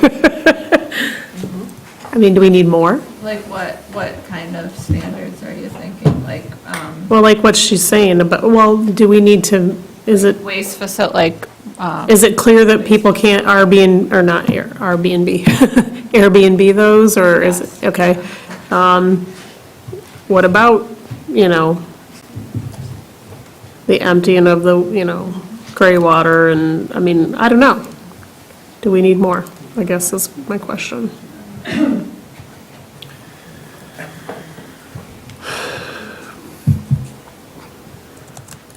Does this distinguish between how you'd be camping? No, because No. 10. mean, the idea that you can't put it in property. No, you can, just not you for more than can, 7 just days. not more than 7 So the way days. that our ordinance is written right now, you can't put a tent up I know. or camp on your property. The way that our current ordinance is. So this is an attempt to allow people to, you know, camp on their property for a few nights, but not be living on their property. Right. Well, sometimes you get overflow family that you want to put in a Yeah. tent or an RV, so I get that. But I can also see, you know, 30, a larger property with 30, you know, temporary units showing up for 7 days and having a good old time. And I think we had that on a property, Did we? yeah.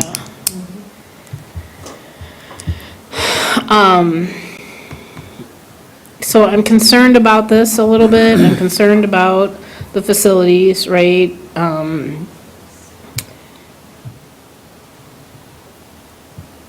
But on the flip side, I think that, you know, if you own a property here and you haven't been able to build your dream home yet, that you might be able to use your property a little bit. So I see why we want to do this. But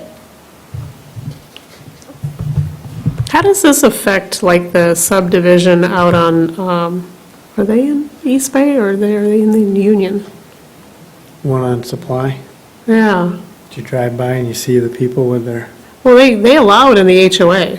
oh, they do? You can literally park your RV on those, that is how he specifically develops those properties, is Okay. with that ability so that people can come up here for the summer, they can literally camp there for the whole summer. I think that's Whitewater. It must be Whitewater, it's not, yeah. As soon as I said that, I was like, that can't be us. It's probably why he developed it there. But, I guess I see a big difference between, several RVs or something like that than, grandkids putting up a tent for 2 weeks straight. right, but it kind of all And has to be. I guess that means that we should try to define this better, but dumping of gray water, dumping of black water would be regulated. Can't do that, right? The gray water, I know some people do dump gray water on their properties. I guess I just see a whole host of differences here that I think we should further define or, yeah. Well, I have a neighbor who had their friends come up with their trailer and park their trailer in their front yard for a couple weeks while they were building the house or whatever. They hooked up their sewer to the sewer clean out, and they were hooked up to the house's water, and they were all set. And I didn't have an issue with that, right? But we wouldn't have allowed that at the township level, and I think that's very different than a trailer in the middle of the woods that doesn't have any facilities that it can hook up to. And we don't say how many tents, trailers, RVs that can show up on a property. So I think that we need to work on this section a little bit. And really think about what we're trying to allow here. Yeah, I agree. Without opening up a free-for-all. Yes. And I think it would be, it's also the size of the property. You could imagine somebody Right. owning a lot size minimum and throwing a big trailer on there in a subdivision, Right. which would be much different than 20 acres. Yeah, I think. Yeah, is it that situation that we're trying to accommodate, the people who are trying to build elsewhere? Yep, we get that request quite a bit. We do? I don't know. Is it typically that they're in the building process and it's just taking so long due to trades? Or they're coming up and wanting to stay on their property because they've got contractors up, so they're wanting to come up for the weekend or, Yeah, come up for. Yeah. 25 I was gonna years. say- I did that on my property. Yeah, because a week wouldn't even accommodate the whole build. So, that makes Tented. sense. I think it should be Do most allowed. of those you think have septic? Not necessarily. I mean, Depends on the- I don't know a lot about RVs because I don't have one. We do tent camping, but I would assume and would hope that RVs, that they go and pump them out in an appropriate facility. Think about in the marine world, right? It's the same idea. Oh, Well, yeah, so a lot of I get RVs it, I have just don't know that composting toilets everybody now. Yeah, Is- that's true. is on board and ethical enough to do that. That's what I'm concerned about. Yeah, so I think taking a look at Yeah. some language for managing the waste. That's a good idea, thank you. And we could also, do you want us to have a maximum of campers per acre? I think something like that makes sense to me. Sure. I can Yeah. imagine situations where it should be totally allowed, and I can imagine situations where it doesn't look good, and it's Yeah. not right. Right. Maybe throw something out there and let us react. Okay, yep, we can do that.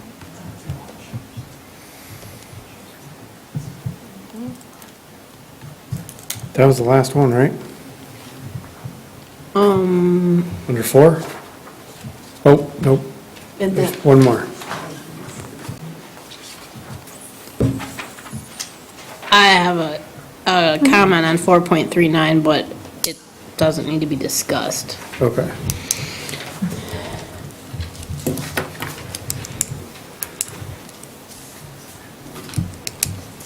And that's,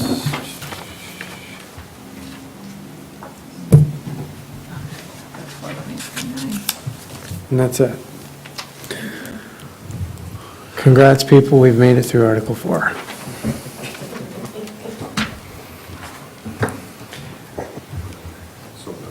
Yep. And it's only 8:14, so we should roll into Articles, what's our next one? 7?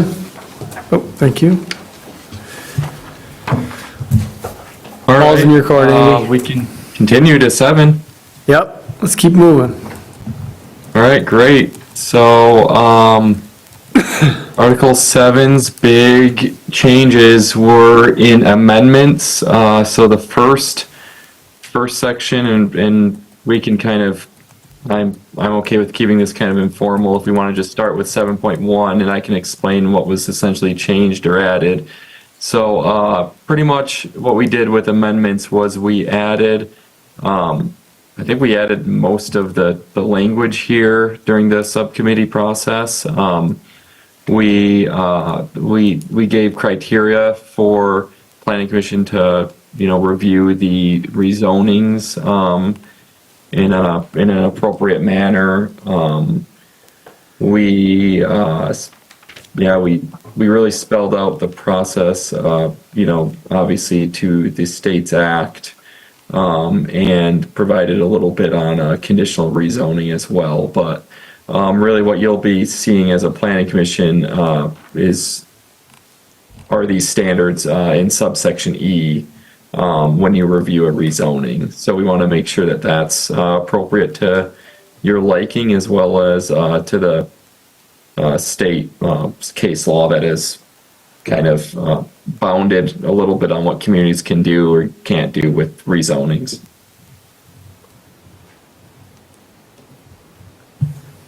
And I will say that the criteria that we're using is the same kind of checklist that we had from our attorney that we've gone through for recent rezoning requests. So it's the same, but we didn't have it formalized in our zoning ordinance.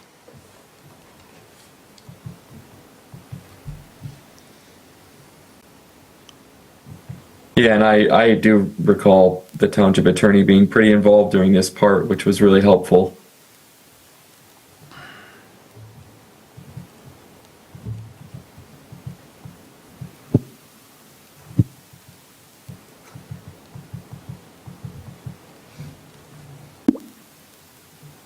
I don't have anything. Does anybody have anything? I didn't get this far. Oh, okay.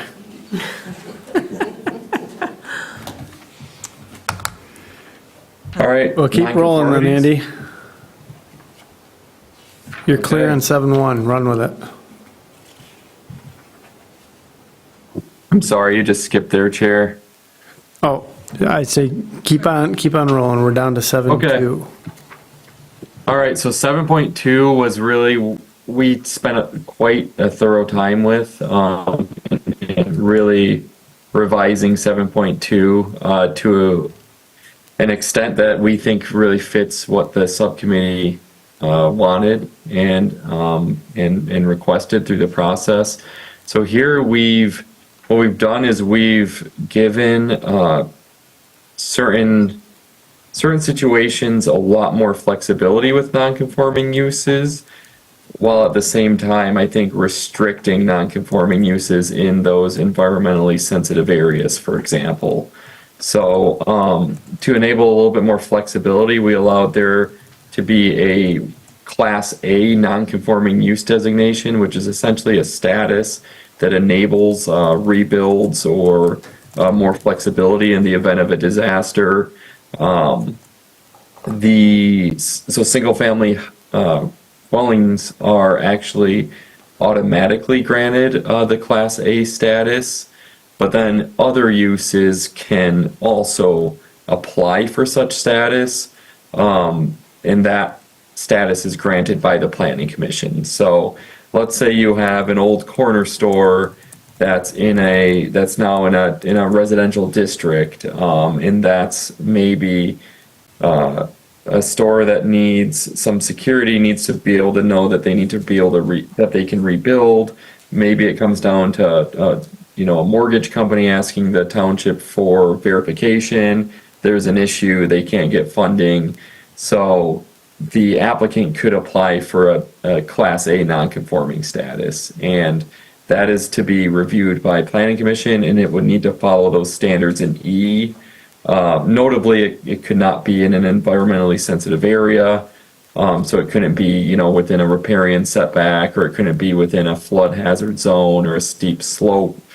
There are standards it would need to adhere to that you would check off in your review, and then you'd be able to grant the applicant that Class A status through this process. Any questions on that, on the kind of the classes for non-conforming uses before I move on to structures, because they're really two different things? No, I think that makes sense. I think it's a good move. Okay. Great. And then the B, so the B, non-conforming Class B is automatically whoever's not A, if that makes sense. So if somebody doesn't apply for A, or if somebody isn't automatically A by just simply being a single-family residence, you're automatically B, and B's standards are a lot more restrictive for rebuilds and whatnot. And you certainly can't expand in really any manner when you're a B. So, so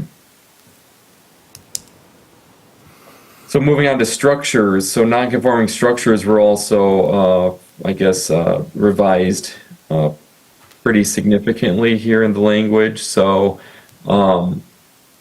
we are currently prohibiting a lot of those, in trying to make clear what a non-conforming, enlargement entails.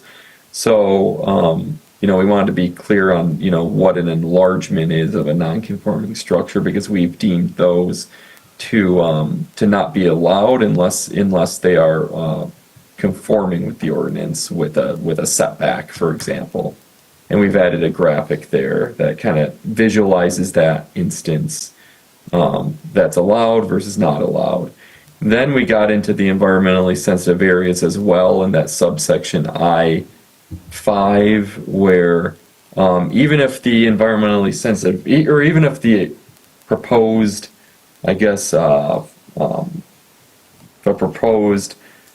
restoration or rebuild in the event of a disaster takes place so let's say it takes place in a compliant manner by simply setbacks or some of those basic dimensional requirements. However, if that is in an environmentally sensitive area, such as occupying a steep slope or within a required riparian setback, that portion would not be allowed to be rebuilt. So, as long as it's over 50% of the structure's damage. That's the key caveat. The 50% rule, which we use over and over again in this section, we do have what we've deemed to be a pretty thorough means to have that established. It's kind of technical, but there's a few options there. First of all, the planning and zoning department can use that, the most recent property tax assessment. But then also the applicant could provide insurance coverage or the average of 2 construction estimates as well. And there's also an avenue if it gets into a really specific point where neither the planning and zoning department nor the applicant agree on the kind of the cost estimate. Then the planning and zoning department can engage in a independent builder at the applicant's expense to determine a cost. So we get pretty detailed there, but it is a way to, I think, to have a pretty accurate reading on cost estimates. The other key point is 2 other key points. So one is that when there's a non-conforming structure that contains a non-conforming use, the use is actually deliberated and decided on first through this ordinance. Then the planning and zoning department administers the non-conforming structure process. And then also abandonment of non-conforming uses or structures is made clear in the ordinance. That's come about through case law in the state that simple time does not mean a non-conforming use can be abandoned. An intent to abandon is required by state law, by state case law. So we need to have criteria on what's deemed to be intent to abandon, and we provided that there. Any questions on nonconformities in general? Not seeing any, Eddie. So, Oh, we got one. Protect Forest Lakes sent in the letter. Do we want to review these? Or how do you guys want to? Well, maybe just bring up the sections that are of importance. Okay. But didn't Brian Graham already opine on that? Yeah, I did review, You've already Yeah. gone through, okay. but if you have any questions, I'd be happy to. Okay, I just wanted to make sure. You did it, you got through them, so we're good. All right. Yeah, so the first one, the multi-phase project that they recommended, Brian's doing some additional research on that. Yep.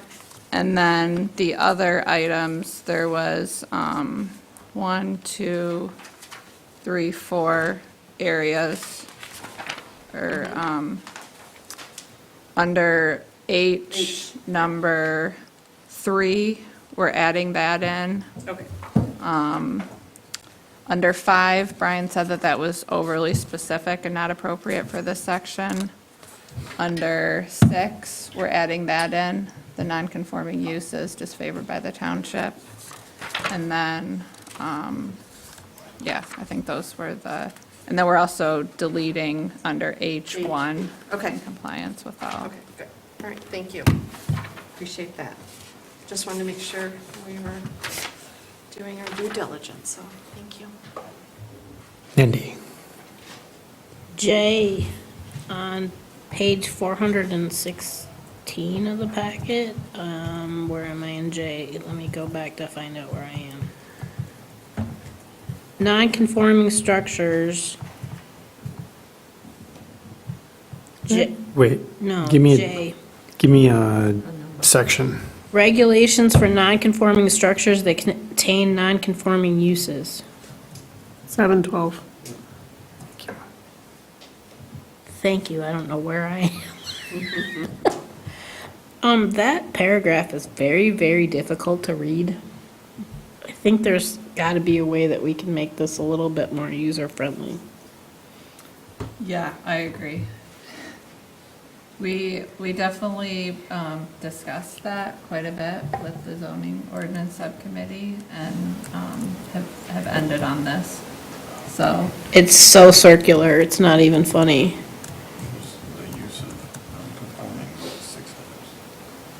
Are you, Mindy, are you referring specifically to G? Regulations pertaining to Class A non-conforming uses? This, Regulations for non-conforming structures that contain non-conforming uses. J. So- 12J. Okay, we can revisit that one. there's gotta be a clearer way to write that paragraph. Okay, yep, we can definitely revisit that.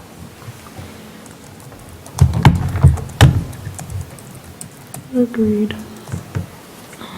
I guess, is there any issue with, I guess, the order? Because I think we did get into that, I think, pretty thoroughly in the subcommittee process, that the use should be taken care of first, so the regulations revolving, I guess, surrounding the use and whether or not the use can be restored and resumed is the key factor to consider first, and then the structure is something that then Claire and the department can do administratively after that use is ruled on. Are you still I in think that you favor need of to say that that order? in this section. A little bit clearer. You have to read it Because like 6 times you- before you, it's- like, understand, okay, I get it. It's not, I mean, that, what you just said is not what this says to me the first 4 times I read this. I mean, the word, how many times did you read non-conforming in that? It's 4 or 5? Not including the title lines too?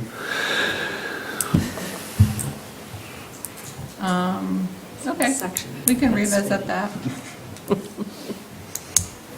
You could put just something like colon, step 1, step 2, Oh, yeah. or something Yeah, like that. it just, I get it, it just. Just a wording thing, I think. Yeah, you know, zoning for dummies. That's what we need.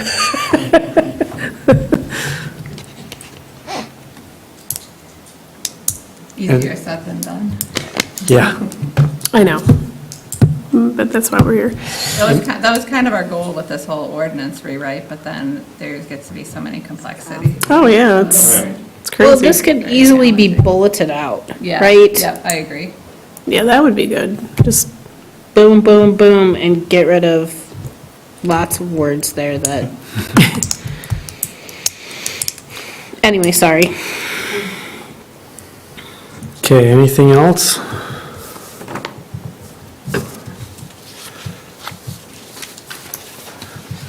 And we did have a couple of parking lot items from Article 2 that we still needed to visit, right? Are there a couple, or did we already take care of all of those? Andy? I mean, I think that a few of them we took care of, but I Okay. think that there's some additional that I will Yeah. let Andy summarize. Yeah, if you're good with chapter 7, we can kind of quickly discuss a little bit what we did for, what we did in Article 2, Yep, the definitions last time. that'd be a great segue. Can I just ask a quick question? When we talk about a zoning administrator, with the growth in East Bay Township, do you know if there's ever been discussion about adding additional resources? No, we just have the one full-time. We are hiring another person in the planning and zoning department. So Okay. that position will be posted in August. Okay. Didn't mean to let the cat out of the bag, but thank you. It was at last, Was the one I was absent. no, it was at the township board meeting, the Oh. approval of Yeah, so that. the position will be a number of like special projects, grants, but also managing the short-term rental program, which is a big piece of what the zoning administrator had previously, like, So under. then take that Yeah. off. Bill's. that'd be good. That'd be great. Thank you. Okay, back to 2, Andy, you're up. Sounds good. So we did make a good handful of revisions here. The chair, you mentioned the parking, a parking definition. I guess I'm trying to reorient myself if we No, it's Did just an anything on the expression. We're revisiting the parking lot. The items that Okay. we verbally placed there is all. Okay. No actual parking standards. Sounds good.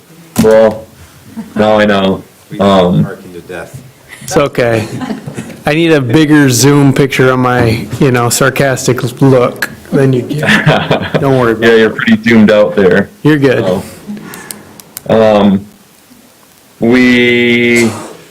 A couple of the main things were the laundromat versus dry cleaning, changes we made. So we think we've done that. I'm happy to answer any questions about that, but we did separate those out. And, now only permit dry cleaning in industrial. And we cleaned up the personal service so that personal service is just laundry, not, doesn't include dry cleaning either. So dry cleaning is really on its own island here and really its own use that's regulated only in the industrial zones. So another thing we did was we deleted the specialty marinas as you made that very clear decision to just delete that out of the ordinance. So that's no longer there. So hopefully that's a little clearer. We added as it was noticed earlier, we added the place of worship definition. I'm just scanning here. I guess we did a little bit of cleanup on citing the number of children when it comes to childcare. We don't do that anymore because there's we define them by the state's act, the state's classes for small group homes versus the family homes. So obviously there's certain instances where you can add an additional child. So we want to be clear there that we're not accidentally regulating away that opportunity. I guess anything else on 2 you've noticed, or Claire even step in, and is there anything in definitions that I didn't cover? I know that we did add a bunch of things in 3 as well for impervious surface. I think that's a pretty good summary. In our packet, we had information about dark sky and migratory birds. I know that we discussed it, that the Board of Trustees wasn't interested historically. Are we going to try to take that back? I think that the next, from what I heard at the last planning commission meeting, the next step would be to discuss with Township Board looking at a police power ordinance, and I think the joint meeting would be a good opportunity to Okay, discuss so that. parking lot, that too, okay. Yeah.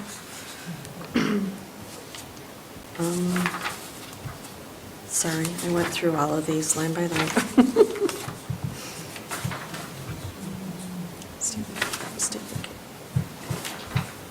One thing was adult structured day program. We did add that in. I just remembered that was a definition we added in, and then use that we added in accordingly, right, Claire? In pretty much in places where I'm trying to recall, but I think we added it in wherever adult foster care homes, small group homes were permitted. We were permitting adult structured day program in the similar principle or special manner as well. Yep, same like intensity that we're allowing adult foster care. Okay. I checked all my boxes on this, thank you. Okay. Feels like we got them all. Yep, and then Article 3, we did add the impervious surface allocations in the relevant residential districts, as well as, I believe, BR, LA, and maybe NA as well. I'm trying to remember. Yeah, NA as well. Sounds good. Well, if there's no other questions for Andy, thank you so much for your time this evening. You've been a saint. Thanks for sticking with us. leading us through this difficult task, but it's well worth it, so we appreciate your time. Super Of helpful. course. Thanks, And then, next meeting, I think, is 5 and 6, right, Claire? Yes, yep, those are our Yep. last two. All right, thanks again, Andy. Yep. Okay. Moving into our next agenda item under number 9 is public comment round 2.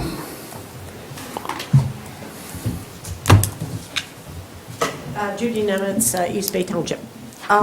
Thank you very much for all your work tonight. I know it was long and we won't get you out of here. But let me say, the subdivisions that are grandfathered in with keyholing, that would be a really good thing to do an inventory, because if there's a special assessment district for such things as invasives in the areas, I think we would need that information. So I would suggest that the sooner the better on doing that inventory. And lastly, thank you for looking at 4.37B2. I think Commissioner Walters might be onto something by looking at districts. There are districts that have HOAs that don't allow that. There are deed restrictions on areas. I think this could become very, very complicated, folks, if you leave it in there. It's going to be short-term rentals in the Pine Grove area. People are going to be bringing in campers and all kinds of things, and also in the lakes area. And we have people doing that right now on houseboats and in campers in their yards. And it's going to be a nightmare for the zoning administrators. Please really, really look at that, and especially in environmentally sensitive areas. How many people have hiked the backcountry and washed their dishes and all kinds of things in streams? People don't believe in leave no trace. They don't know. So I guess I'd really, really, really be conscientious of that part of our ordinance. Please do. Thank you very much for your time. Thank you.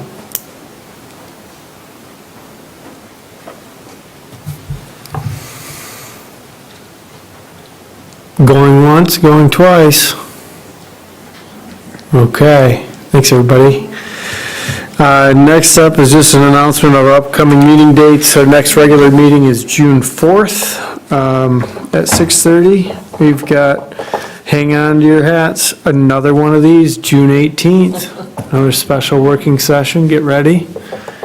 And anything Dan, else from Could I Claire? make just a quick question on, we have a regular meeting on July 2nd, and so I just wanted to see, it's Ruthless. a Tuesday, July 4th is the Thursday. It's challenging because we can't really move it to the following week because of the other board, like ZBA, Township Board meetings that we have, so, I mean, we could cancel it, we could move it to the week before, we could keep it, I'll be here, so I'm happy to keep it at July 2nd, but just wanted to see what the planning commission, I think Dan will be on a boat, but, I can dial in. I'll be on the boat. I won't dial in. I'm here, so I just wanted to see. I'm here. but I don't really care one way or the other.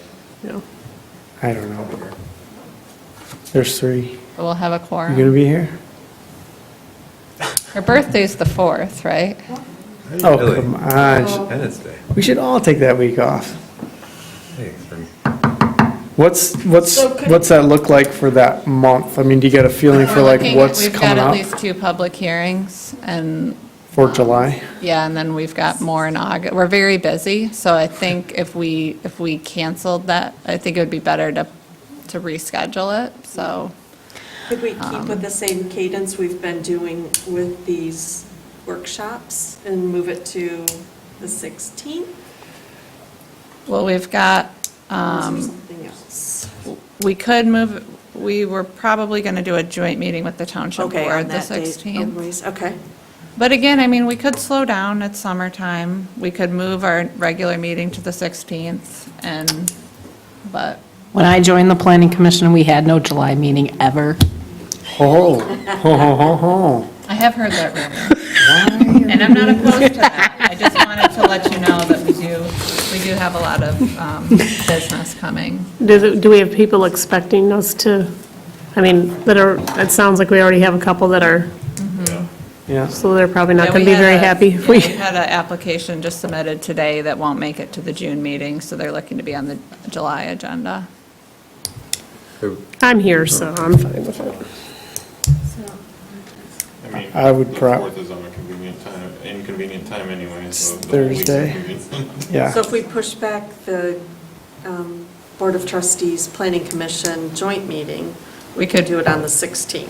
Yeah, we could do it on the 16th and then have our joint meeting August and just kind of push our whole trajectory with the zoning ordinance back a month. Not going to be the end of the world. I mean, hoping to get it wrapped up as soon as possible, of the year. but 1 month isn't gonna.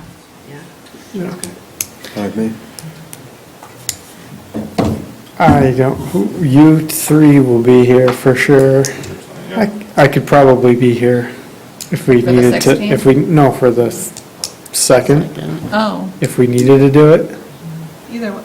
either way. We could cancel the regular meeting and just set the special meeting, or you could keep them both. I'd say We, up to the they're commission. here. I can be here, I can be here, just do it. yeah. I'd rather have two short ones than one. Doozy? It's kind of my thoughts, is like, I don't, that makes August sound horrible, so I'm not okay with that. I'm going to be here July 2nd. I'll try. I'll let you know. If we have a quorum, we're good. Okay, thank you. Anything else? We're adjourned. Thanks, everybody. So this should.